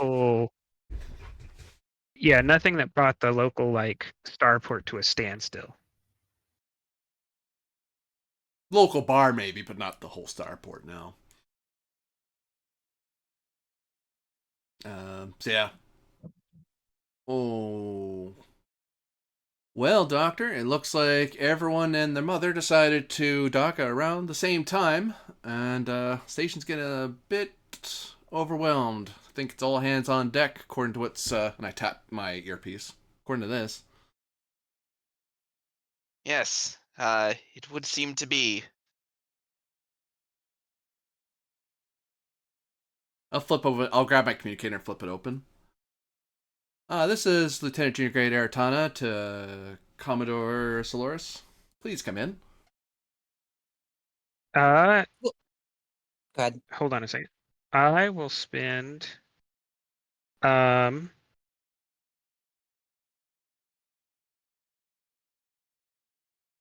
gotta make sure I spend the right amount.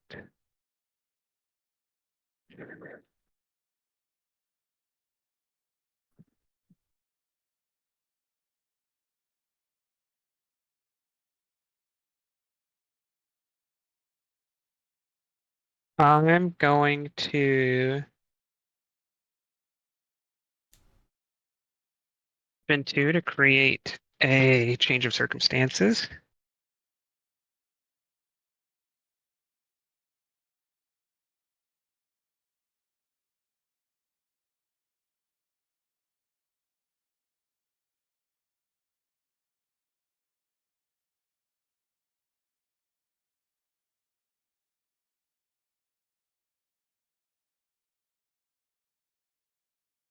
Actually, I'm going to do that twice.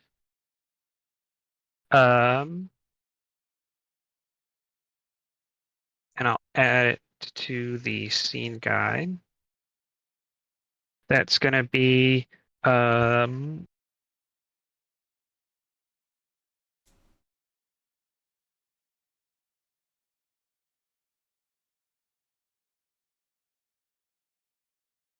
overwhelmed comms, and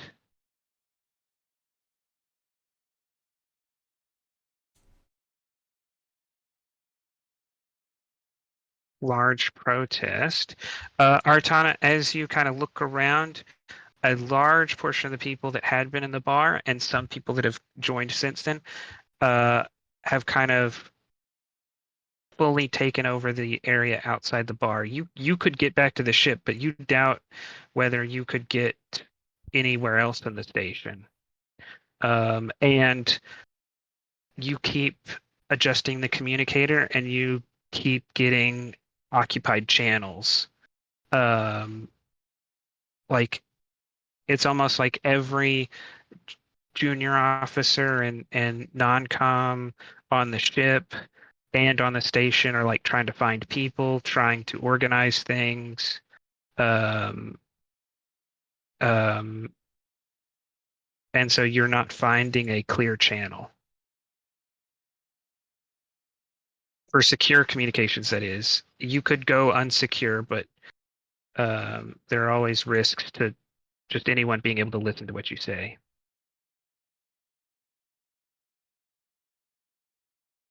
Yeah, Artana like tries like 2 or 3 secure channels and then notices the little blinking light on his handheld. Like, nope. Begins to almost crush the communicator in frustration. Takes a deep breath, closes it, puts it away. Well, Doctor, I wouldn't get used to using communicators for a bit. Every channel has decided to be clogged up, so for your safety, Doctor, unless you want to decide to deal with whatever this all is, I suggest we start evacuating back to the ship to figure out what we're going to do. I doubt Stacy's going to appreciate agree. us getting involved. Agreed. And I'll spend 3... Oh, go ahead, sorry. I defer to your judgment in matters of security. What do you mean, Doctor? I'm just a communications officer. I just give up a bunch of unsubstantiated suspicions. Not like my intelligence is workable or anything. Not like I have years of experience investigating such things. No, not at all. I thought Vulcans didn't... I thought Vulcans didn't lie. Who said I'm lying, Doctor? Apparently it's the truth. Who knows? He does the his equivalent of like the Vulcan eyebrow raise is like his feathers ruffle. And I'll spend 3 to separate the party, basically. Yep. Of those 2 change of circumstances.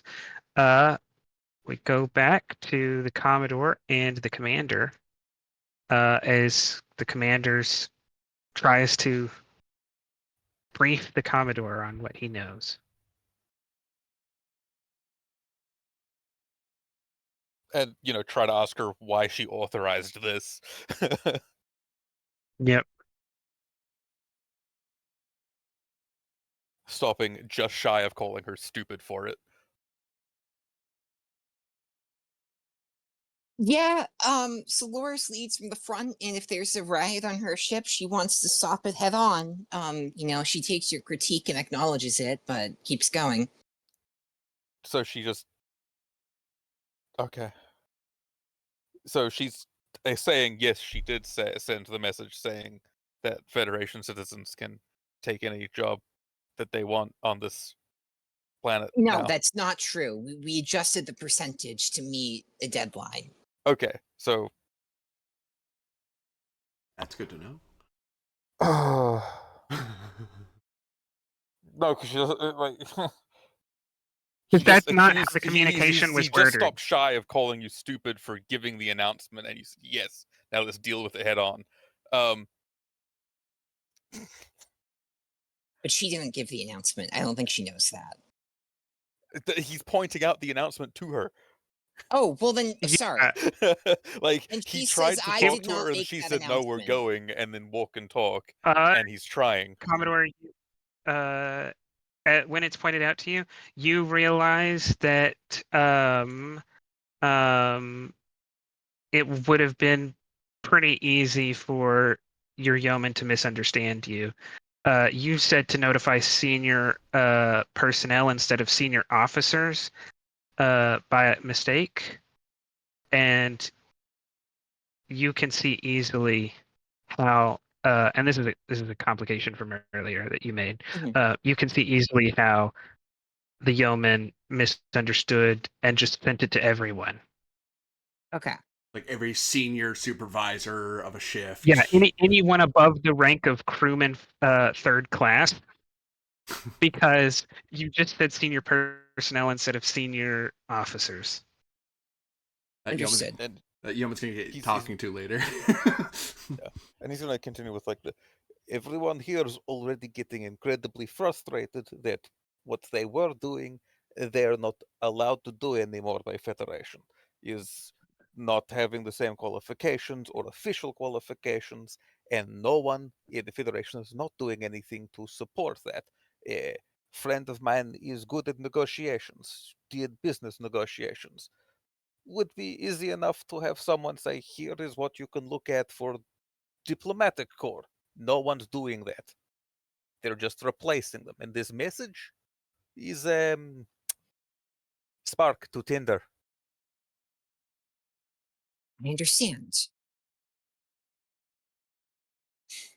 I believe that if I speak to the crowd, I'm able to logically inform them of the situation and point them towards other economic opportunities the Federation will provide. I don't think that's going to help. I think the Uh, Federation needs to as actually you're walking in- support them. As the two of you are walking and talking, you round a corner and see a large crowd that Crewman Griffin seems to be orating for. Uh-oh. I'm going to look at Griffin slightly confused, and I'm going to walk up beside her. I think her back is turned to you as you're walking up, so she Oh, does not okay. see this. Yeah, Because she's not she's like, marching towards you. She's delivering a speech to the crowd almost. yeah, no, she's talking about how they need to get organized, how we need to figure out union representation, how we need to, like, she's in full workers' rights mode right now. Uh-oh. Because Winchester, you don't know it, but you pulled on a piece of her backstory here. Oh, did I? Yeah. Oh, no. What are you talking about? That was intentional. Shh. Just play. Uh-huh.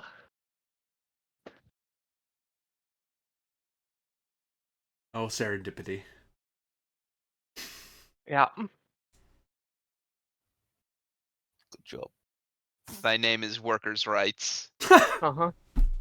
That is not true. In life. No. Oof. But yeah, that's what you see. But yeah, Soloris having, like, rhetoric, I think, would be able to tell that Griffin is not speaking necessarily from direct personal experience right now, but she's speaking from close to direct personal experience to the miners and other workers here. Coming from a real place, sort of thing. She's coming from a real place, Mhm. exactly. Yeah, and so Loris wants to kind of walk up, wait for her to end speaking, and continue to speak herself, and then wait for an opportunity to speak herself. Bold of you to That's only assume as she's good going to as it's gonna stop give it, 'cause speaking. I don't think anyone even notices you walk up. Yeah. Okay, then I will put a hand on her shoulder to communicate my presence. Griffin, insight, command, difficulty 1, but brazen 2, and provisional officer are all gonna pile on you here to Yeah, increase I'll the do diff by it. 3. Yeah, because you You guys don't have have as done much before. experience as an officer rather than a crewman, and your rights and responsibilities are different as an officer. And brings into you might just say the wrong thing here. Yeah. All right. How interesting is it to just say the wrong thing, though, is what I'm wondering. We'll see. I do have determinations. I might as well spend them. Insight to command is better than presence command, at least. It's an 11. Still definitely don't have a focus for this.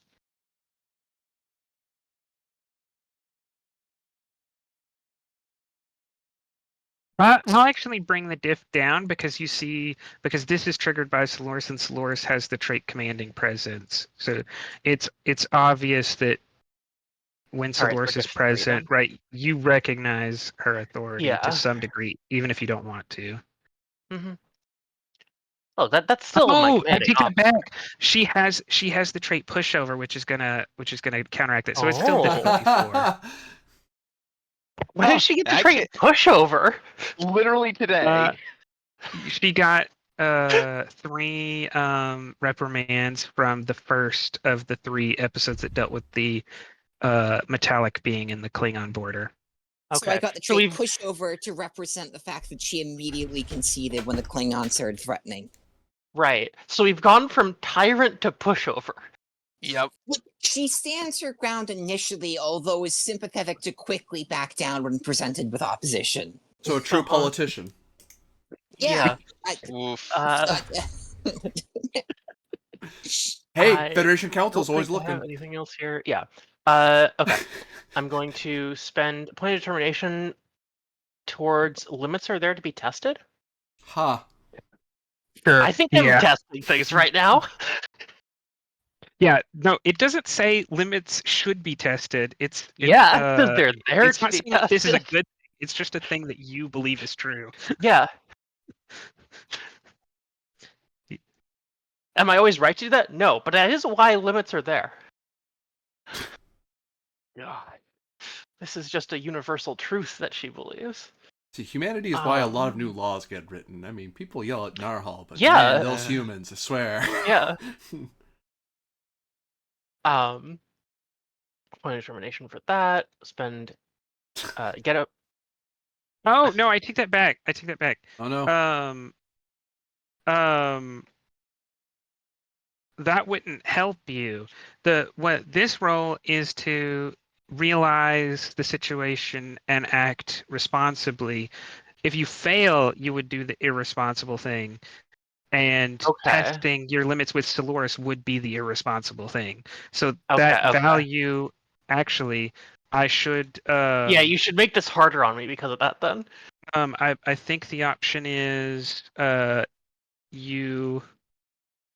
Oh. Oh, you challenge her on it, I would think, because it's why she would Yeah, do it. I think I'm going to challenge you Yeah. on it. I just got to get to the because I know what it does. It's just phrasing it correctly to make. I'd rather Yeah. read if I can find the page. Going off the top of my head, if I recall, it's like you can compel the action, and either they have to follow with it or they have to strike out the value. You get a determination either way because it's being challenged. Well, there's a part of it where you can accept a complication, and Yeah. I'm trying to remember how I that thought you fits. either crossed out the value or resisted. Maybe I'm wrong. Yeah, we have 3 different versions. That's why I need to. Yeah. Yeah. We remember 3 different things. Uh-huh.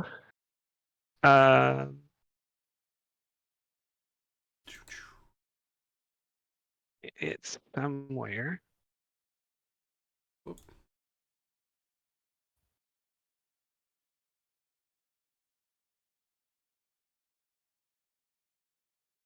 Challenge.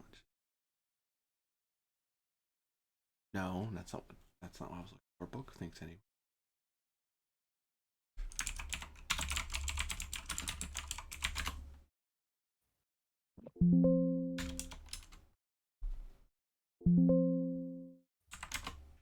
Yeah, and I'm on a different computer, so I don't think I actually have the PDF with me. I'm actually trying to look through my through my book to find it, and I can't just Control F. Right. Yeah. It's where determination is described, I think, which is somewhere near the front. How about using play 262? Spending determination, Oh, gaining yeah. determination.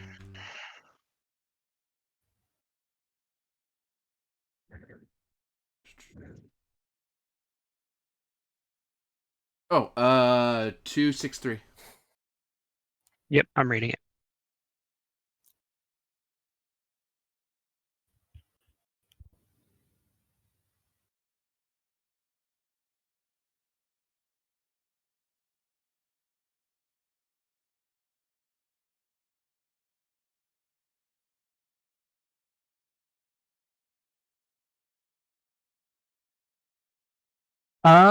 So you can challenge it, striking it out, and gaining a point of determination once the task is finished, or you can comply.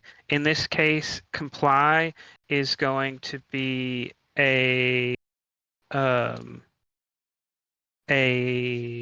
reputation ding.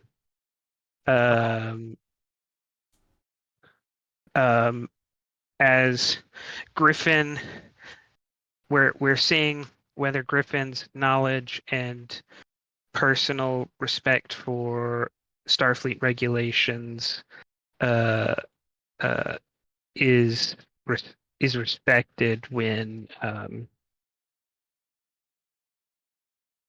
engaging in this kind of political activity, because there's lots of rights you have as a Federation civilian, but some of those get restricted, especially when you're in uniform and in uniform on duty.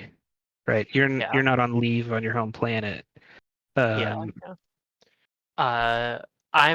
going to comply with the value here. In that case, interesting.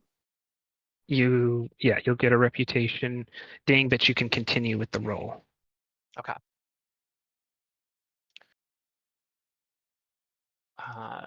Oh, and you also get the point of determination once this is finished. Yep. And I'm also going to roll to see if I keep the point of determination I just spent. I do not. I'll be down to 2 determination after this roll. Muffin. Since it's a 20, does that mean you lose an extra one? No, unfortunately. That's that in would the be third funny, edition.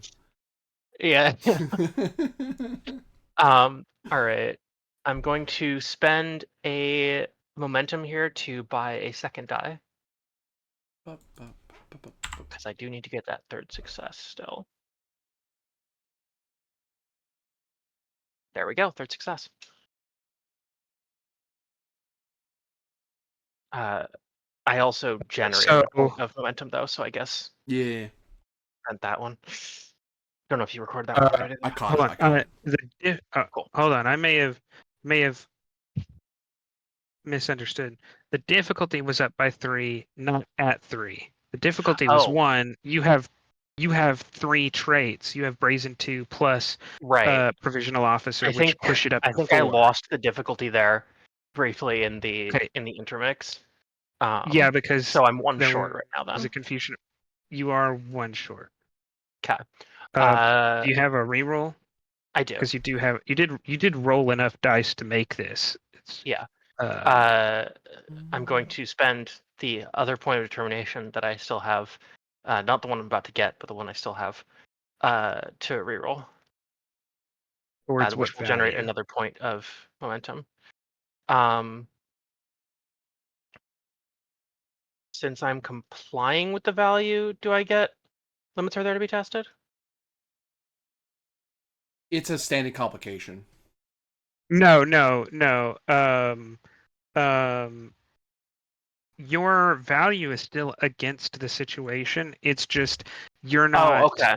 You're not changing your personality right now because of this situation. You're just thinking sometimes things don't work out the way I expect, rather than I should change how I think. Right. Then I think we need to roll back, because I spend a point of determination towards that value for this roll, thinking I still had that spend, so I need to figure out a different spend. Oh no. Yeah, you yeah. No, it was entirely Um, working against you. Yeah. So we need to figure out So- if you had Oh. something else you could have spent. Mission directives of some kind? I mean, I've already challenged one. What are the other ones? Where are those? They're Yes. season 4 mission logs, data files, intelligent economics. I don't see them. I don't see intelligent economics. Last one I see is Phantom Oh, Vigil, I didn't- 4.5. I didn't Make share it visible. Ah, I was wondering because I was like, man, I missed a good chunk, and man, I'd really like to see what I missed. yeah. Yeah, I have the start date now. Intelligent economics. Oops. All right.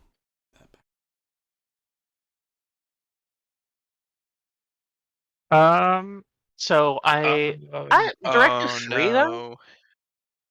no! I'm working with local leaders here, trying to get what they want done more than I'm working with Starfleet The here. problem is, although the perception is off, Stellaris didn't push past. Oh yeah, because you're well, no, you have to tell me how is Directive 3 applied to you keeping decorum and respecting Stellaris's position rather than, shouting demands at her. Right, okay. How is that helpful? I see how it could be related to the situation, but not how it's helpful on this Yeah. task. Wait, do they know about the prototype industrial replicator? Griffin does. Griffin's a does. department I head. don't think the rest of the people here do. Like the protesters In don't. fact, as far as I know. Griffin knows that it's in transport right now. Yeah, she's being very irresponsible. In fact, you could challenge that directive if you needed another point of determination. They have so many points and nothing to spend them on right now. I You think could you're actually, stuck. right now, I think you could challenge all 3 directives. I think yeah, you're stuck. I might be. I don't see how you So you're going to get that point of determination back, and I'll have you re-roll because your roll didn't make Yeah. sense. So take back any resources that were spent. Cool. So that's a point of momentum, but that was the point generated. Haven't spent the determination yet. Okay, so how am I making this I roll? think you have then? a value or directive. You have many places you could get determination, but I don't think you have any to spend it on. Yeah. Okay. Fun. Let's see. Maybe buy a dice just So- with straight up momentum, just hardball it. Yeah. Yeah. I think I'm Jeez, you gonna have have a to do high that. check though. It's like what, diff 4 right now? Diff 4. Yeah, it's diff 4. I mean, it's for anyone else, this would be diff 1. Oh, the Commodore's right there. I'm in a heightened state of emotion, so I actually have to think about it Yeah. rather than just automatically like going back to being a Starfleet officer. But Griffin's whole personality is set Is against just pushing against the this. situation. Yeah. So I think my value lock here also means I can't probably generate any momentum for the roll, unfortunately. With the human stuff. So I'm stuck with the resources we have on the table. Don't have a focus. I don't think. Unless I take this a very different direction and go hand-to-hand combat, but I think that's what I'm trying to avoid right now. Yeah, there are ways to just no reputation roll your court-martialed, and that's one of them. Yeah. I mean, you can do that. You're just making up a new character next session. Exactly. Don't want to do that. Oh, if you had like Jeez. protocol or something that would have fit, but no. Yeah, I don't. I could see if I could. Protocol is No. Griffin. Yeah, that would probably not work. So 3 points of momentum to get up to 4 dice, and then 3 threat to get up to 5 dice here. And I'm She has to know what rolling. the protocols are to avoid them. 2, 3, yeah.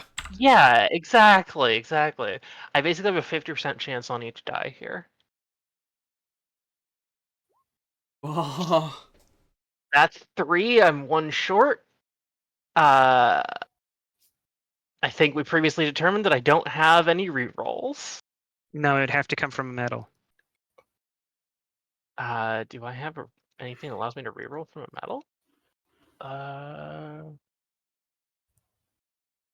Don't think so. All right, then I think that's what it is. Failure. Yep.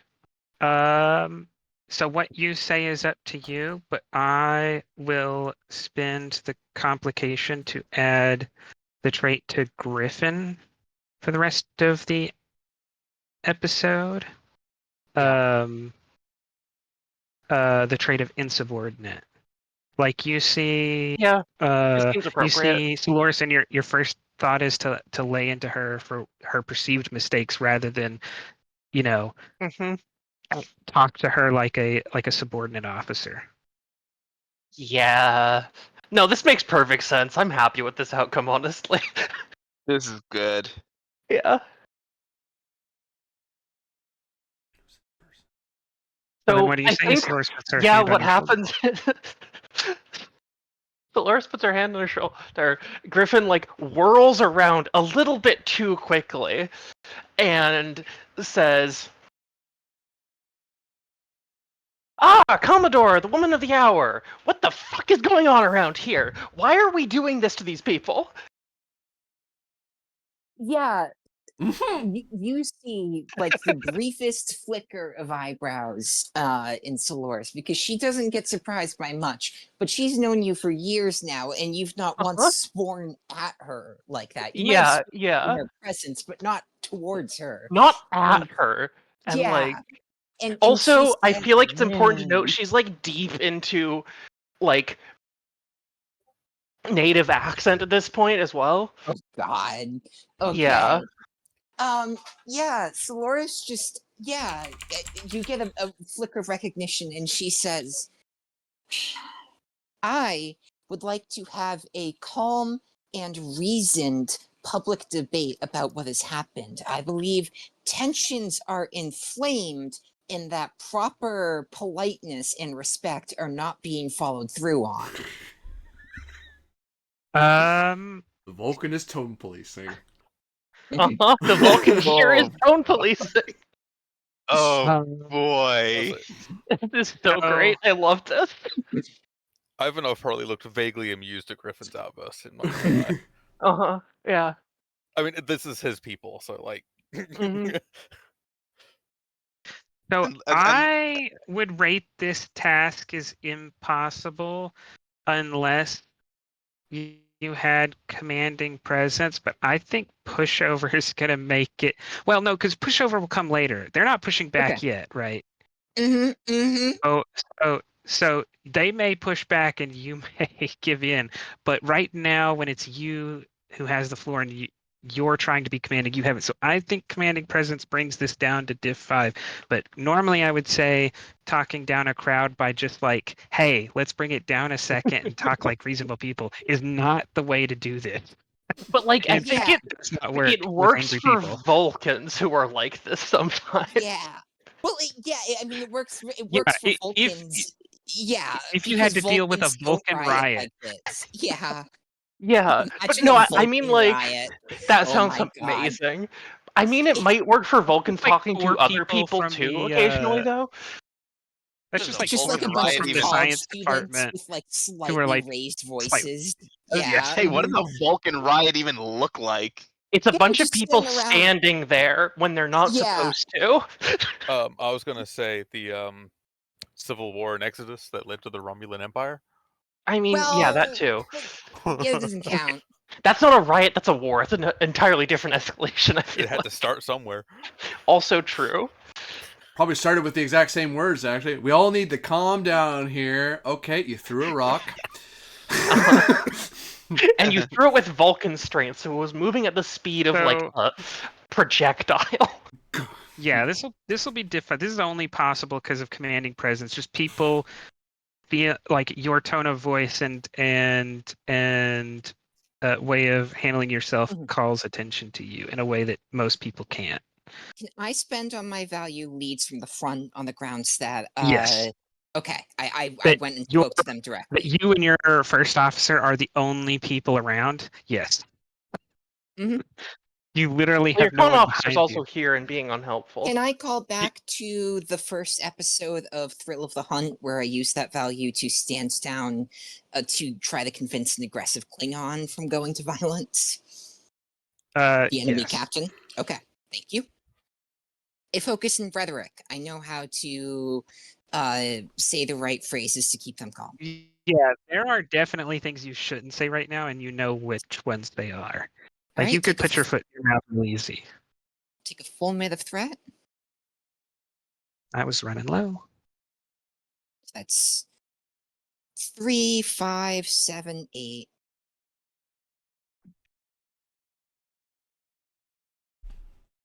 Yeah, as she You says, gain 7, 18. 3 momentum.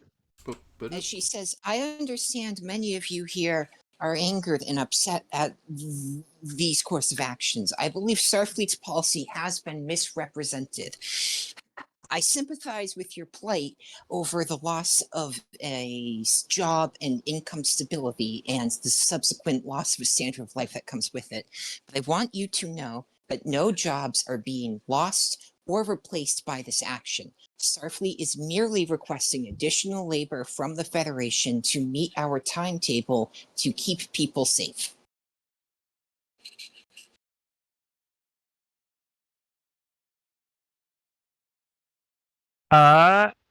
You don't seem to be making any progress, but the crowd is listening and people are shouting back at you, but they're not like, it's like one or two people who are pointing out problems or quipping back at you. It's not like everybody's yelling at you anymore. But that argument seems to be a non-starter. As we jump over to the Doctor and Aratana.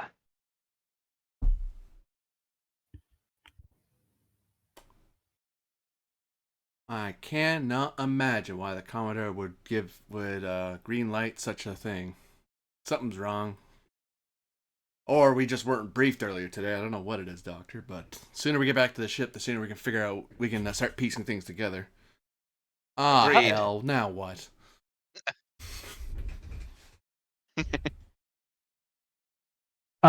Around you, a cordon of lights. Around you, the Doctor, Ensign Kaufman, the security team, the engineering team, and the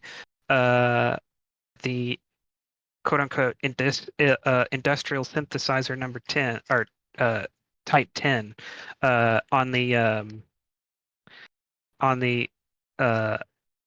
anti-grav sled. You're surrounded by streams of lights that turn into transporter beams for 6 Orions, disruptors drawn, and for free, I can tell you, they don't look like they're here to negotiate. They're, Shocking. they're getting shot. Yes, I believe. I If believe. you go first, I don't think I owe you. Actually, I because they're beaming in, I don't think they would go first. Because I Right, they get, have I get that a second heads up between- that they're coming. Yeah. So I don't think I have to spend anything. I think you just go first.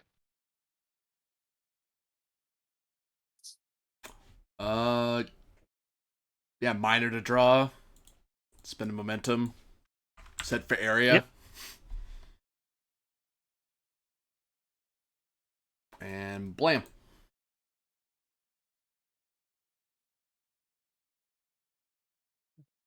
Security. Yep. Hand phasers.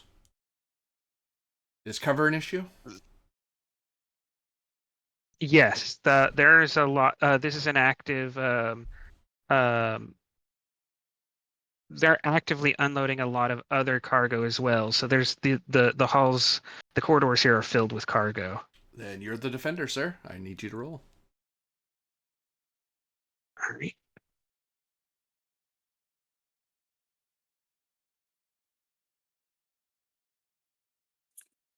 That is one failure and one complication.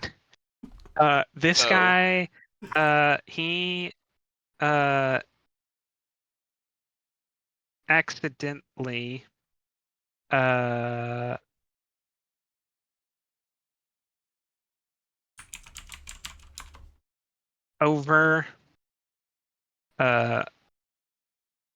overcharged his disruptor, so you have um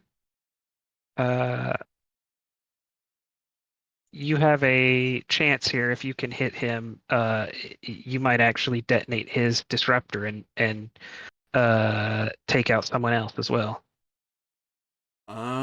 Well, I mean, I charge Feria, so the more I hit, the better. I'm gonna spend toward the value. Sometimes force is required to enforce compliance.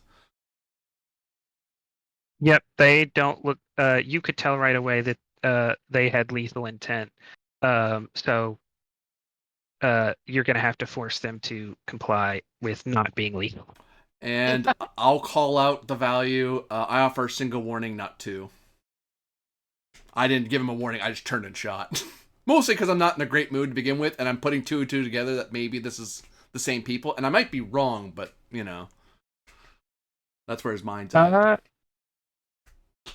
Yeah, I'll give you complication for that. I assume you're not gonna you're not challenging it. You're gonna accept a comply. If the comply stops me from shooting, I'm going to challenge it. No, the comply is not gonna stop you from shooting. The complication will be that the security team is going to take direction from you. And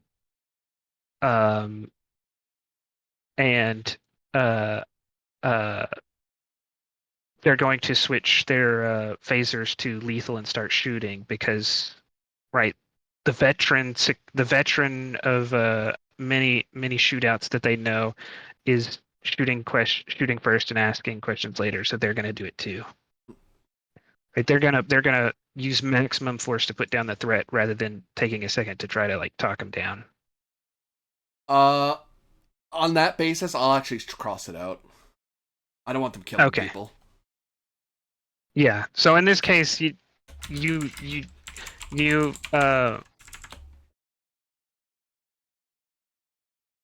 what?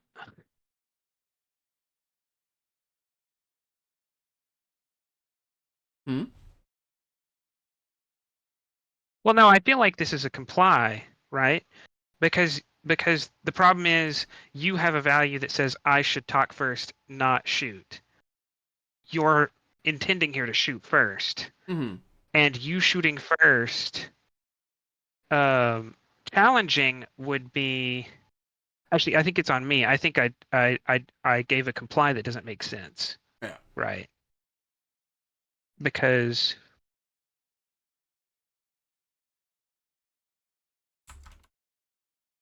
you are complying with your value, so the situation should get more difficult because you are trying to ask first and then shoot. Challenge would be you throw caution to the wind, and that wouldn't give you the kind of complication I described. Sorry, I was thinking of complications, and I think I gave you one that it forced me. I was like, no, why are you crossing out a value for doing what the value says? Well, the reason I called it, that it might be a challenge is that I'm not giving a warning to these guys. I just turn, even though it's a stun, I'm just shooting them. It's not, you must back down. This is restricted. It's no, I'm assuming you're up to something. I'm just going to shoot you. You're right. And to challenge would be to say, in future situations, I'm not going to ask either. To comply is like, I either hesitate for a second or I do something else. I make a mistake because I know this is not the way to do things. So I'll switch that because the other complication just didn't make. I don't think that makes sense. I will say the complication is the best warning you can give is to turn area off, take one of them down, and maybe they'll listen.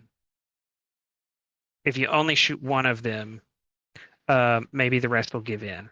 Yeah, I'll cross out. I think that's a better complication. Yeah.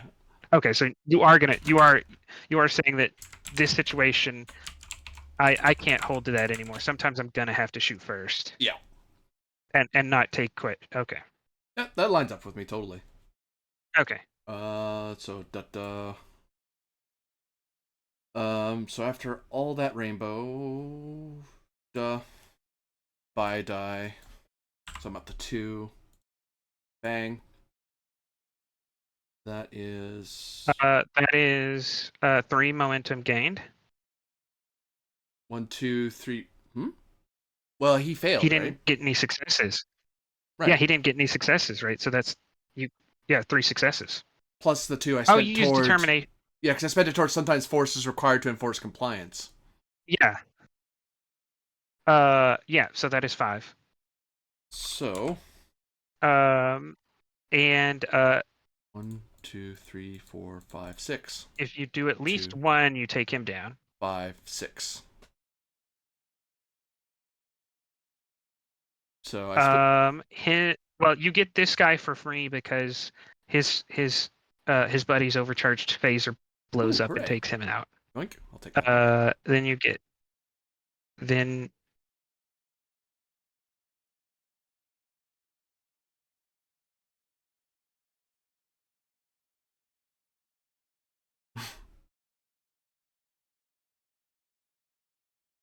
so you right because you spent there were 6 guys left. You had to spend you hit the first guy. You had to spend 6 more. And one of them was free because of the complication, so there were only Right. 5 left. That leaves me with the 1 momentum at the end of And the rainbow. they're all only wearing body armor of resistance 1 body armor. Oh, whoop, well. So everybody kind of ducks and you fire forward with your disruptor and there's an explosion. And Doctor, as you look up, all the Orions are stunned on the ground. Aratana kind of intensely looking around.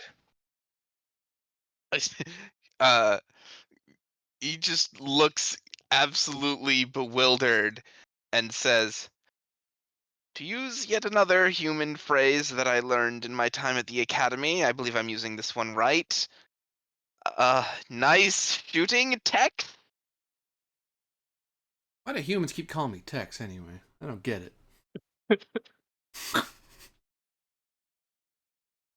That is the first time he's heard it.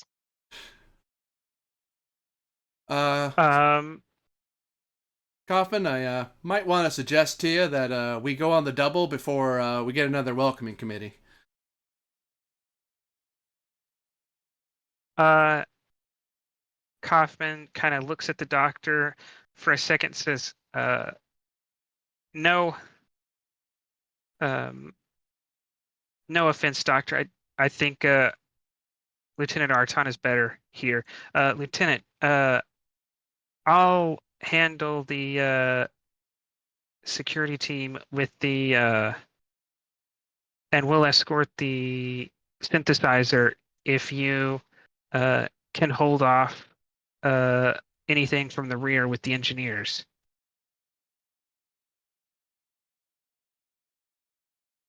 Understood.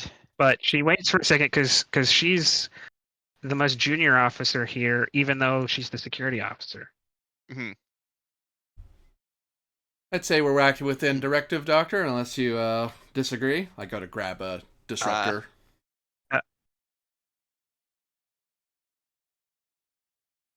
And I will say, considering the circumstances, the Doctor will have his phaser at the ready. All right, so the Kaufman waits for half a second because she doesn't think you will countermand any security officers because you haven't done anything like that before. But you are a lieutenant. Actually, I think you're a full commander now, aren't you? I don't think I'm full. I think I'm lieutenant anyways, commander. Yeah, you're a lieutenant commander, so you definitely could start giving orders. I really hope you don't. He's not going to give orders. He is just going to keep his phaser at the ready because more people beam in. he would like to have his phaser out. All right, Kaufman, let's get to it then. As I nod at the doctor, not countermanding me, because that's why I bothered to check. It's like technically he can tell me to shut up, so I have to check.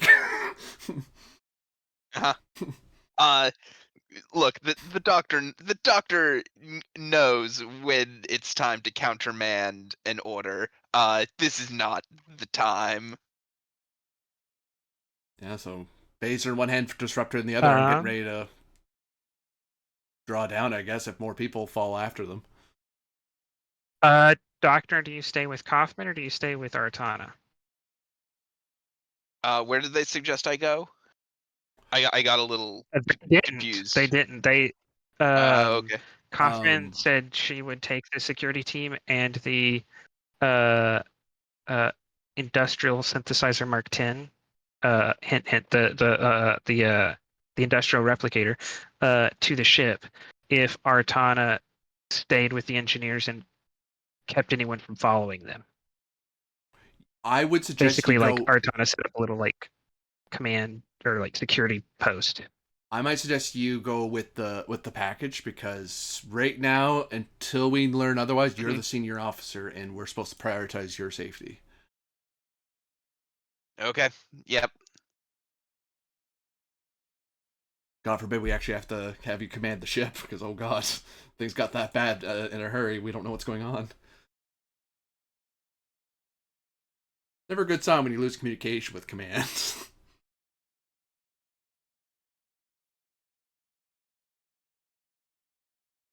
Oh, I forget. What's the do we have a in-game do we have a what's it?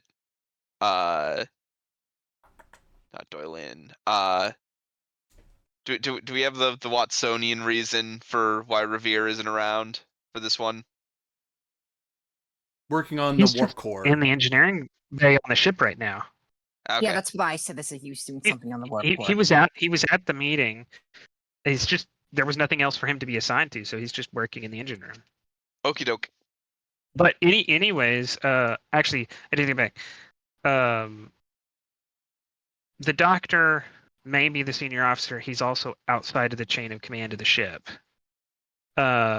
So if there is no one else available, he has a responsibility as a Starfleet officer to take command of the situation. But also, if Revere could be found, Revere would be the one who should take command of the ship, because Right.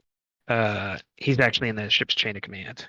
Eraton's being a bit of a pessimist. It's like, worst case scenario, you're the only command officer we have. Yep. Nah, nope, that tracks.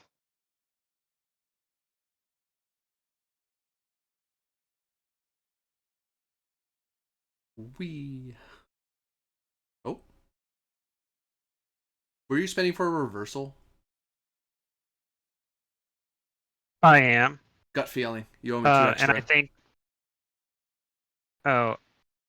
Which I have already spent, because I think I overspent. Did I? No, there are 5 of you here. Okay, I do have to spend 2. Oh, man. Well, it's only fair because this reversal is towards you.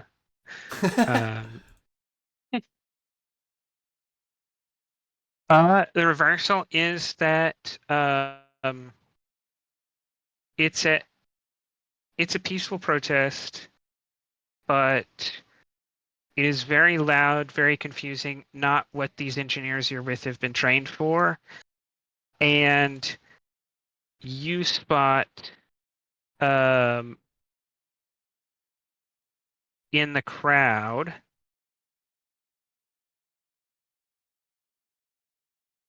several Orions, not even hiding syndicate style clothes. Someone obviously overdressed to show their importance within the syndicate, but they're deep within the crowd. The problem is, you know the threat they pose, but also the danger in engaging them with all the civilians around. The engineers with you only see there's a couple of people in the crowd with disruptors. and you are quickly about to lose control of the situation as the engineers are shouting back and forth. There's, you know, an engineering ensign and several engineering crewmen who are yelling at you to let them engage because they see disruptors. You know, we're all about to get killed here. Like you're fastly losing control over the engineers. The only thing that has saved you from being the head of the next Federation news cycle is that the crew of the Thralic have the most experienced officers in the fleet and well-drilled crew. So even though these engineers, this isn't their job, they still know enough not to shoot without your order first. But they keep yelling at you to give it.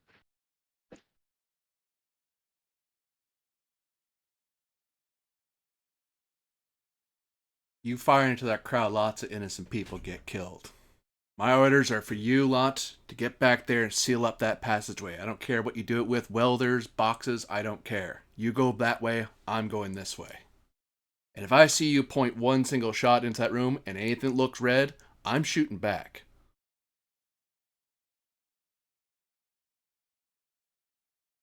I put my face away and I'll start trying to slip into the crowd to get to where the Orions are.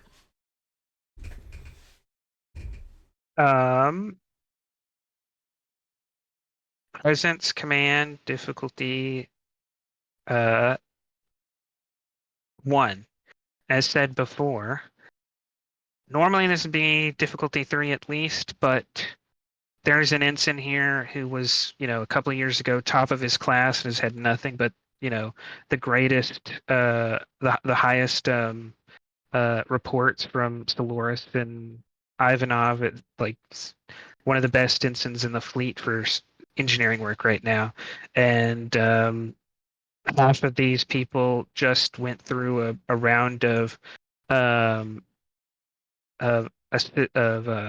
know, assisted security training provided by Starfleet, you know, like a week ago. So it's only going to take a word or two for you to like bring their attention back.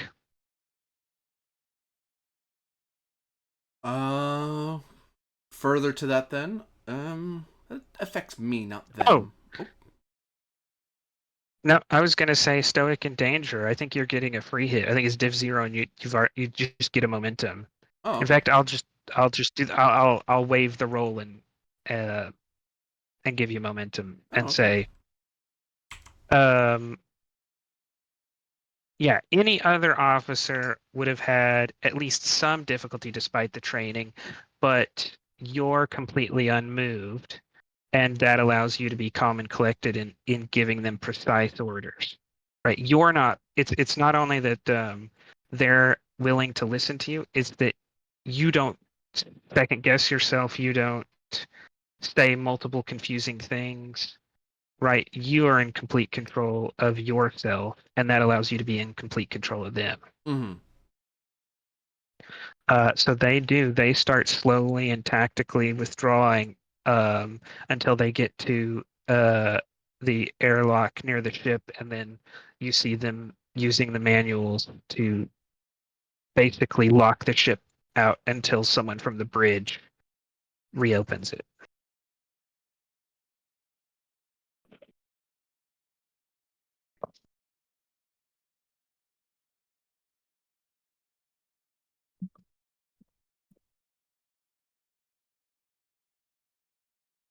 And we'll come back to you in a second. Roger.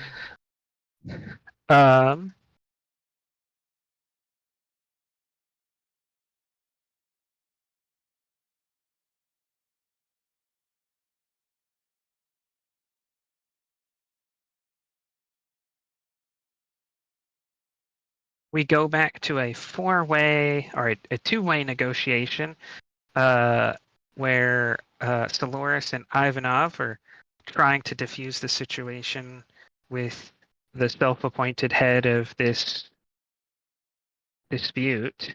And while an onlooker might expect Griffin to be helping out Soloris, it seems that Griffin keeps butting in to help the Yeah. the disgruntled leader of these unemployed persons.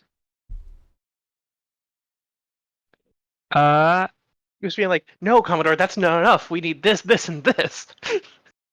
This will be an opposed presence command. Okay. Who's doing what? Crazy. Uh, I assume you're leading, unless you say that Ivanov's leading, and Griffin can either take a. I will say, Griffin, it would be a ding to take charge here. It's not going to be another ding to assist, but it would be to take charge. I don't think she's taking Uh, charge. I think she's just assisting. Okay.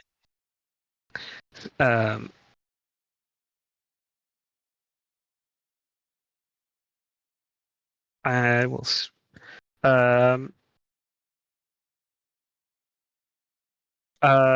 You're the one trying to disrupt this, or to try to put, have the protest disperse. So, you're the attacker. So, I will I'm the defender, so I will roll. He's going to spend 3 personal threat, along with 3 off the table.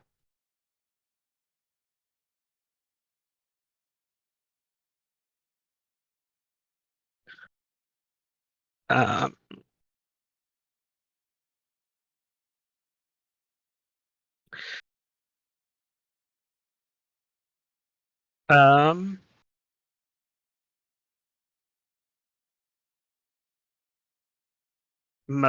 I think most of the traits have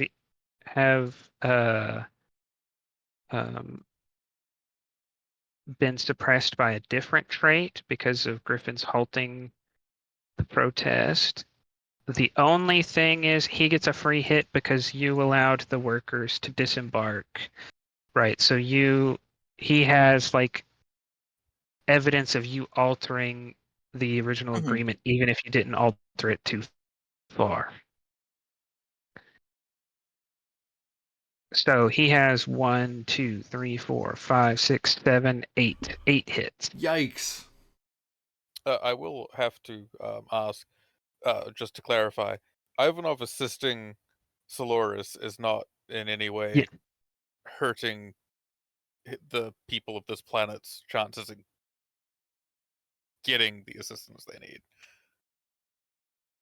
That depends. Is Dolores doing anything other than trying to meet the bare minimum to bring the tension down here? Dolores does not want a riot on her station and doesn't want a work stoppage even more, so she is willing to compromise if that's what it takes. I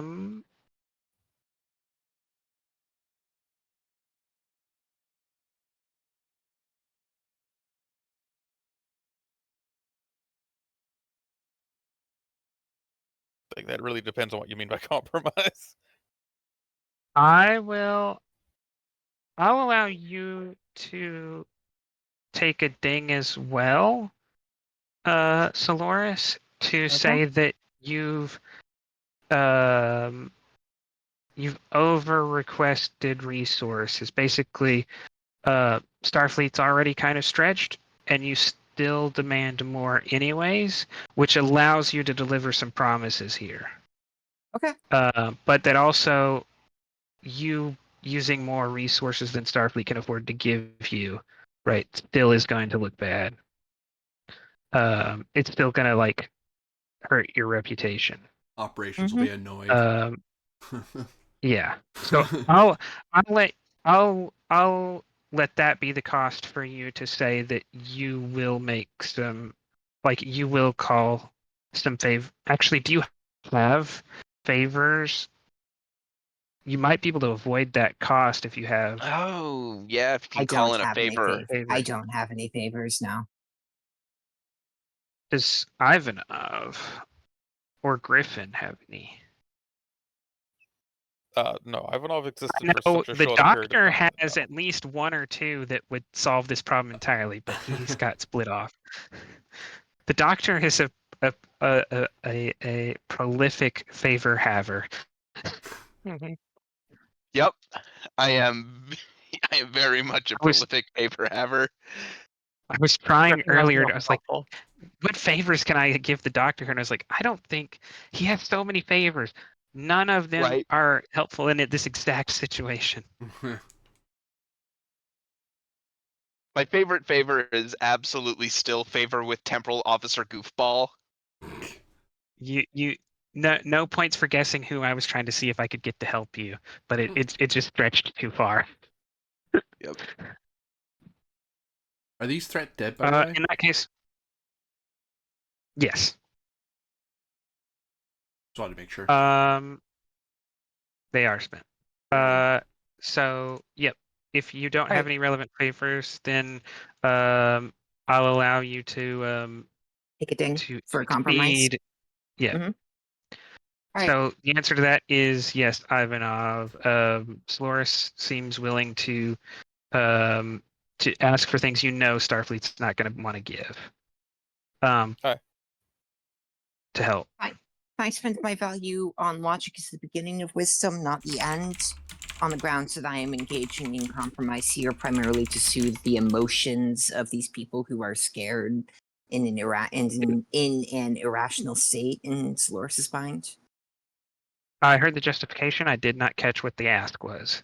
Sorry, can I spend on the value of logic is the beginning of wisdom, not the end?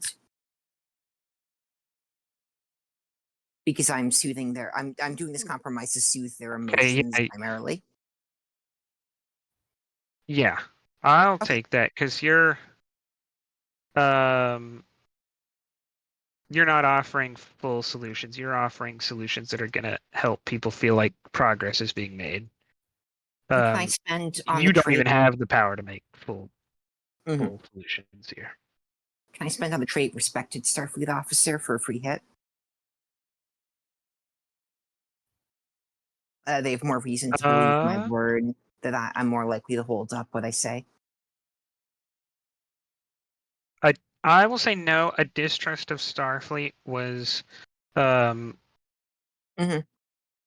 actually, I will take that back. I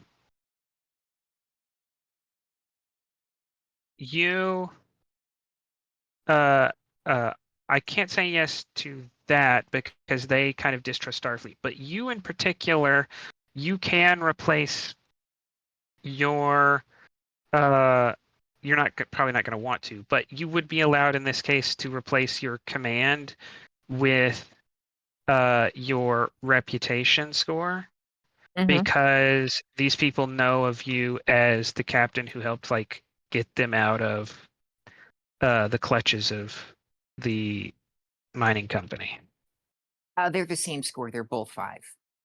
Yeah, that's right. I was saying that there is something that would help you here that along the lines you're asking. It's not helpful for you specifically because you're already so commanding. But Alright. that was something I saw earlier that we've been missing. Is it's like if people don't know you personally, but they know you by reputation, you can sub your reputation in for whatever the score is, which is more helpful to the other players who aren't heavy in command.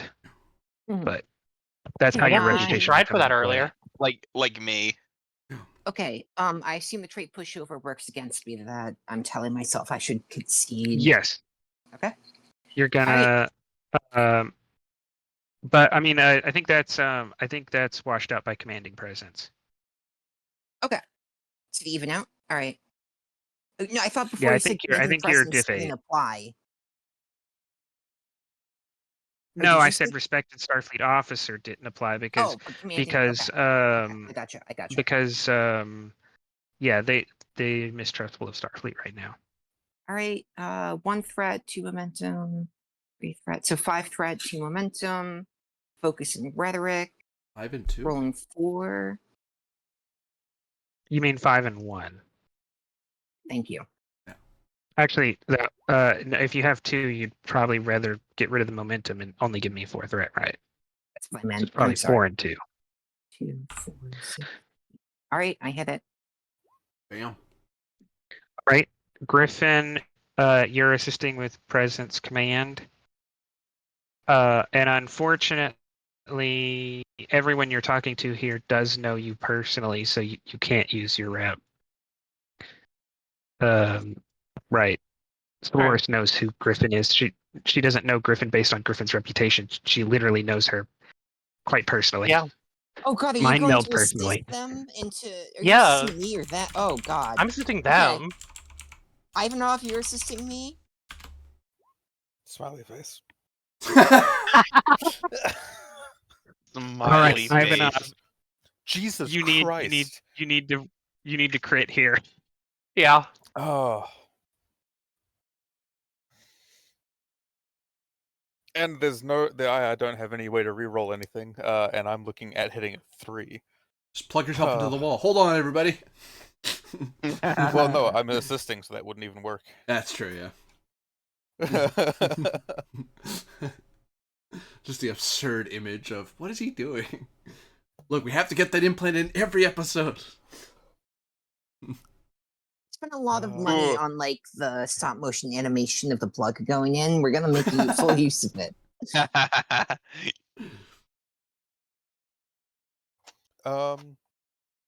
Look, there's a Magical And Girl-esque transformation scene that like represents him plugging in every time. Look, the internet. You know, he plugs into cyberspace. How you doing, bud? Sorry. Given he's assisting rather than the main point here, unconventional thinking for trying to offer or provide routes that are Yes. perhaps outside You of need to standard. you but need to might still- quickly like people are hitting their heads against wanting 2 different things. You have to quickly come up with solutions that no one's thinking of. If you're and gonna help. He's like on their side because he's from here, so he's still, he's trying to make a case. Beneficial compromise. Nope.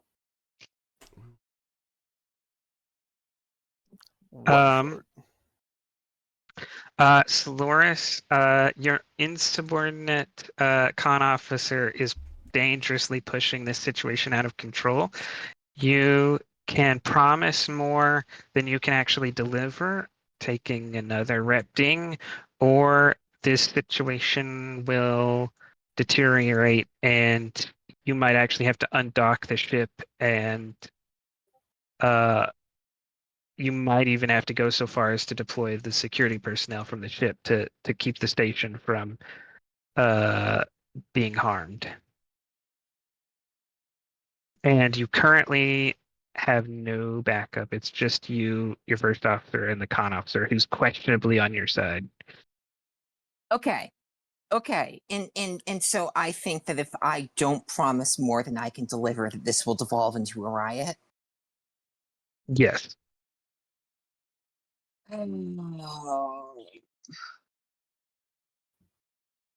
You can always try to get the delivery you can't get right now. The needs of the many outweigh the needs of the few. I can't demand Starfleet send even more than I was already demanding just because these people are not happy. I think she's going to say, I tried my best to make a moderate compromise with you, but I believe we are at an impasse. I recommend we reconvene tomorrow to discuss further issues. People start yelling, and you realize for personal safety and the safety of your officers, you need to withdraw to the ship. Yes, she says, everyone please. Commander Griffin, please report to my personal office.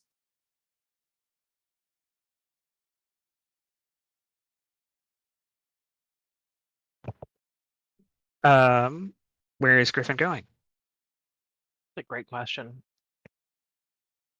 Um,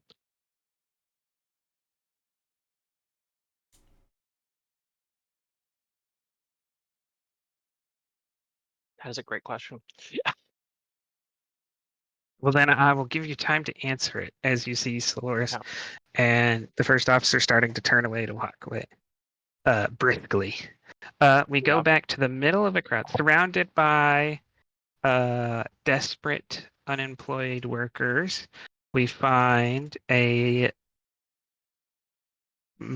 partially disguised Lieutenant Aratana as you bump face you bump face to face with a group of armed Orions who discount you for a second. But you don't think they will discount you for long.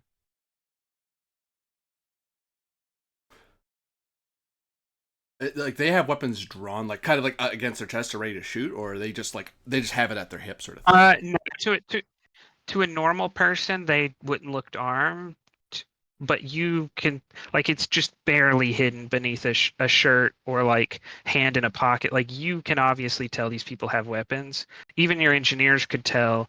Could get occasional flashes, but everybody else in the crowd is too busy and are not trained enough to notice even this like barely hidden these barely hidden weapons. The query is it has it cleared the holster, or is it just? Yeah, most of them aren't like holstered. They're just like hidden beneath a layer of clothing, but the hand's still on the weapon. Oh, Like the barest attempt to disguise oh yeah. something that only like a distracted civilian would miss. I'm gonna be looking for whoever the boss person looks like, whoever the leader of this little strike team is. Not difficult to not difficult to see. There's one person who you start to realize actually matches the description of Queen Tashi.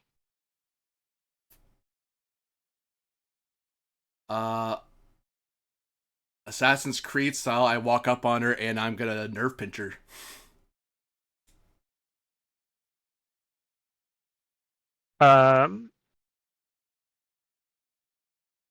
All right. Literally just walk into her personal space and go and pinch.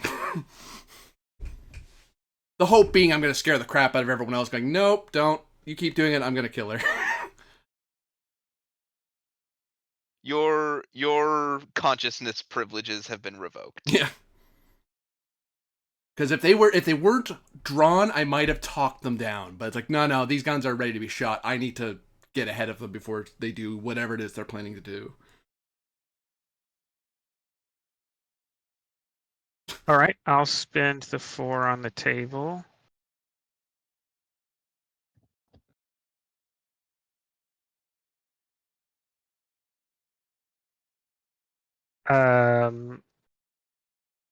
Actually, I only need to spend 3 of those.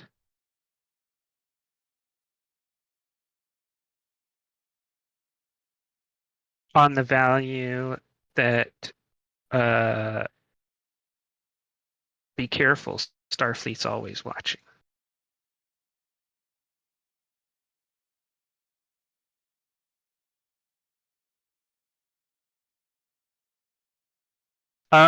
Rather than having this be opposed by like a physical, I think this is insight security, right? She has to even notice you're coming to attack. Hmm.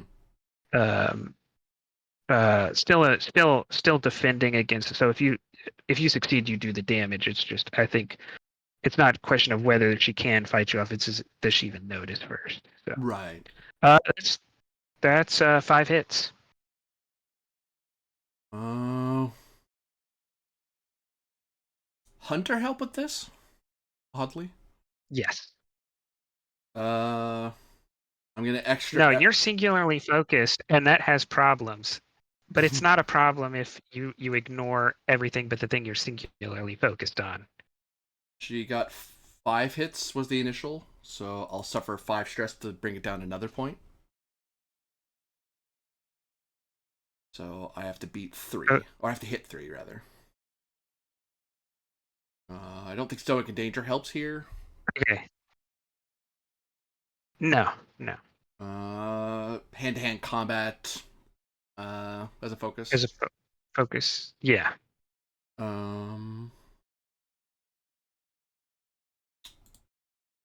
Applied force, so it's actually fitness instead of daring.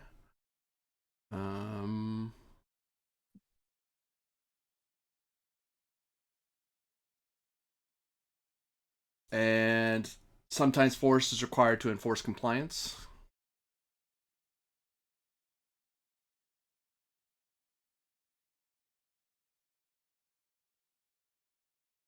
Ooh, maybe not. Let's start looking at direct.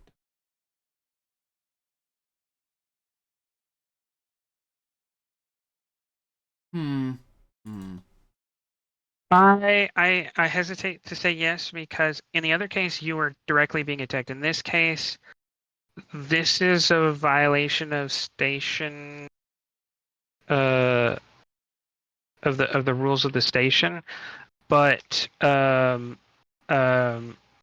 station is under this temporary station isn't assigned to Solaris, therefore you have no responsibility here. You're kind of acting extra judiciously. If they started shooting someone, you would, as a Starfleet officer, have an Have to obvious intervene. responsibility to do something.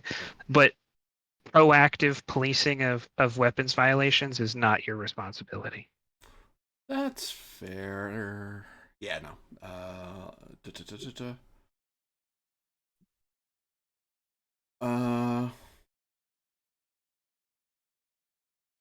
Spending a momentum to buy a die.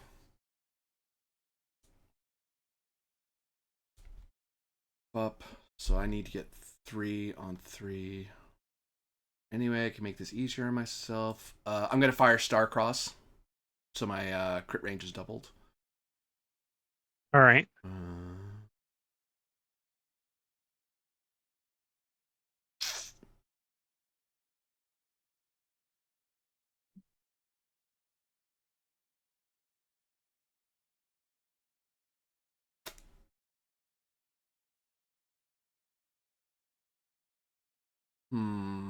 I'm in trouble. I'm in a lot of trouble. Doesn't help here. Doesn't help here. Doesn't help here. I will. Meow. One thing I will point out is that Artana may not know whether they personally would start shooting, right? And they're known to be vicious, but to start shooting would draw a incredible amount of Starfleet security here. Like, it's one thing if it's protest; it's another thing if it's an active disruptor fight. You don't think they wouldn't start shooting the crowd, but you don't think they would be willing to deal with an entire Hermes class starship's security department descending upon them. So now that you've attacked them, all bets are off. But you do think there would be a hesitation on their part to start using disruptors. That's all I would say about that. Yeah. Possible spend toward ensure the security of the prototype industrial replicator for a reroll because I think these guys are part of the attack. Well, she's a queen. You've already successfully done that. They can't get to it anymore. Oh. Then that unfortunately will be a fail. I have no way to reroll it. I guess I have to.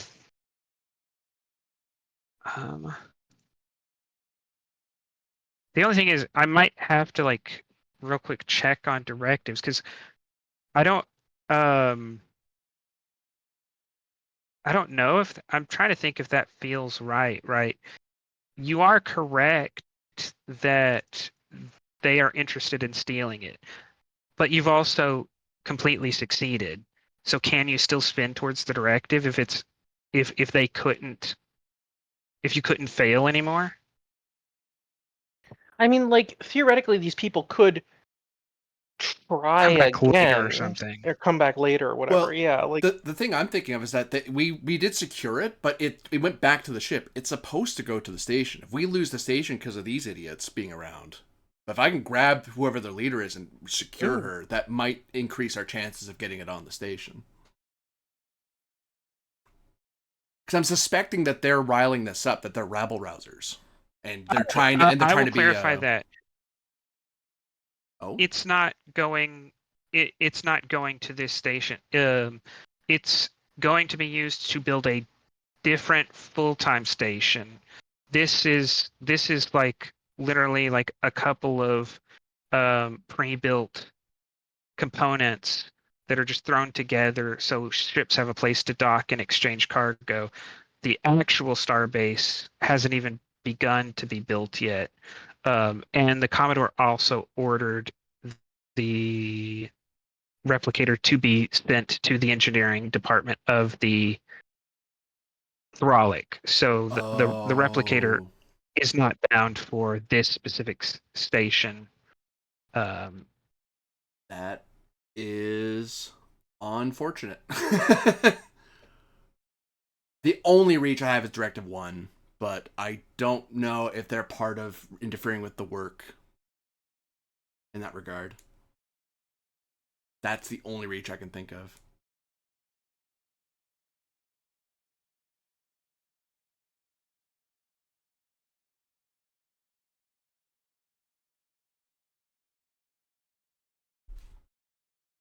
Because I don't have any medals that what we have to about return. what about Directive 3 under the justification that these people knowing about the industrial replicator is a risk to the industrial replicator if they get away? Well, actually, although I'll say it this way: it doesn't specifically mention, but it does say that using a directive positively allows the character to act with the confidence they have the support of their organization behind their actions, and it also says that your values and directives bolster your resolve, allowing you to draw strength from your beliefs. So even though the replicator is secure, Arton is justified in thinking they could try again later, and that would allow you to use Directive 2 because you know it could be at risk again in the future, and your job is to secure it. So I would say that even though it's secure for now, it's not. It would be unreasonable to say that it's secure for all future time. And so your belief that you need to do this could push you, which means that I'll allow you to use that directive. Oh, here we go. Oh, thank you. Woo. So with determination, that gets you 5 successes or 6. It gets you 5, but you brought down the diff, right? Yeah, I brought down the So diff by you get 2. a momentum. Oh, okay. So you get 2 momentum. How much damage do you do? It is 4.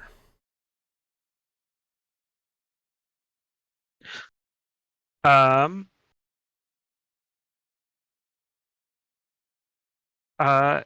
Is 4 enough? she grimaces and kind of yells and then drops to one knee and kind of turns around to look at you, and you for the first time see her face to face. And she fully sees you. Are you going to swift task? If that didn't drop, is not subdued. I'll spend 2 more because it's intense. So I do. It's not 4. It's Yeah, she spent. Oh, sorry. Let me clarify. She did spend personal threat to stay up. I'll spend 2 more to increase it by 2 more damage. So it's not 4. It's 6. Because nerve pinch is intense. Okay. She will spend to stay up.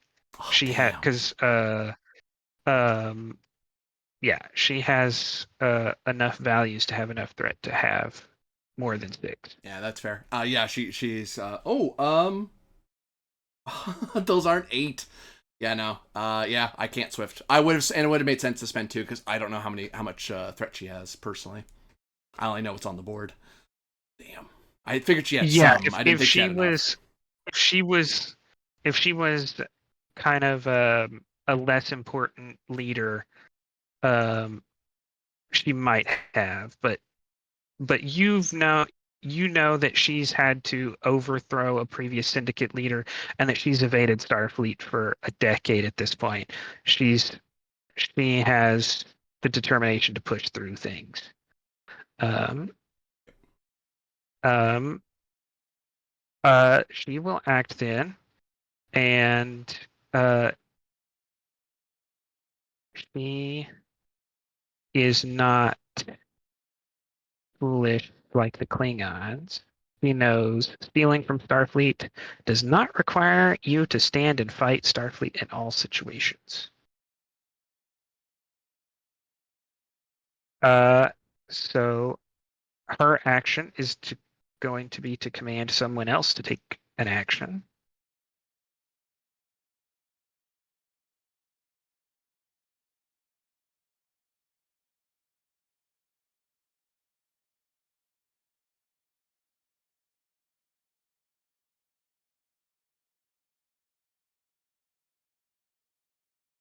And I will spend 1 threat for that person.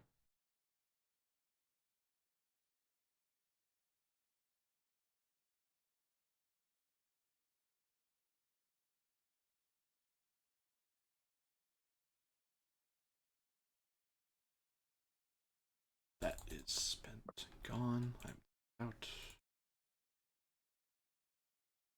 No help from their ship.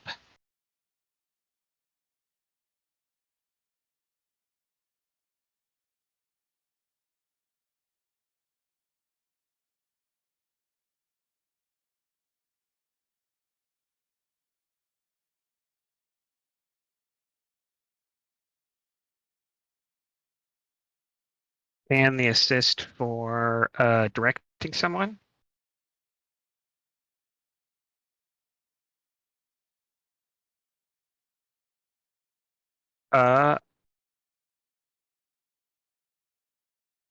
Yeah, They I would do that beam too. off the station.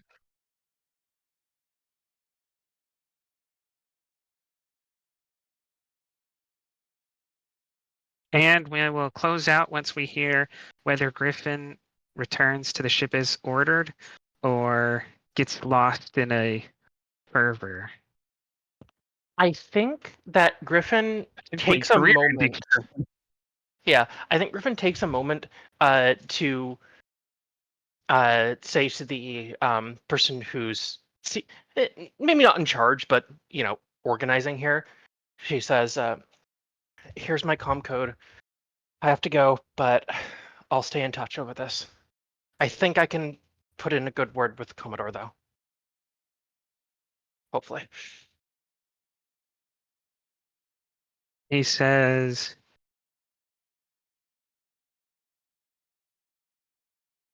"You don't have to, but you're doing a lot of good work here. The people are relying on you, and it's just a little bit further we have to push."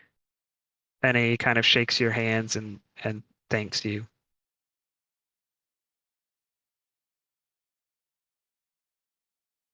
She'll nod and say, "Just doing what I was taught."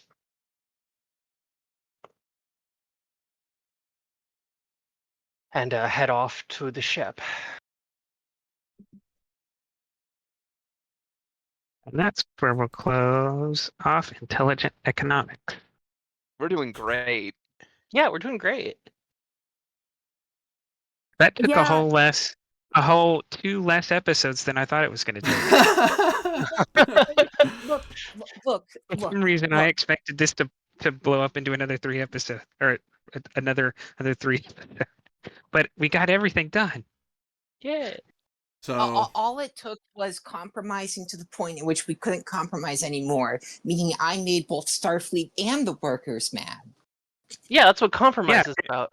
Yeah, Yeah. when You no one is almost- happy, you know you've succeeded. I was one You- point away you from making are- everyone happy, but then some unknown helmswoman decided to anger them a little, inflame them a little bit more. Uh-huh. Aren't I helpful? Yeah, if only Soloris could enforce authority and really enforce obedience and discipline within the crew. Some tyrannical practices really could have helped here. Yeah. For all of you watching out there, thank you very much for watching. For those of you playing and running, thank you very much for doing so. And holy crap, 2 single episode missions back to back. Can we keep this up? I wouldn't hold our breath. Miracle. Not with this crew. But we'll see you again next time, and maybe I'll be wrong. Bye.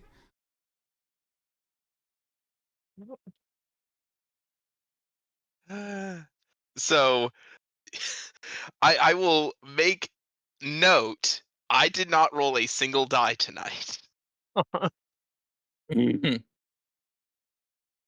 Also, sorry for your ratings, Corbinian. I was swearing a lot.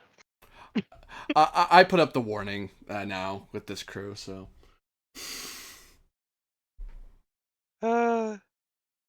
Viewer discretion advised and all that. I normally try not to as much when we're on stream, but it just felt like the character had to.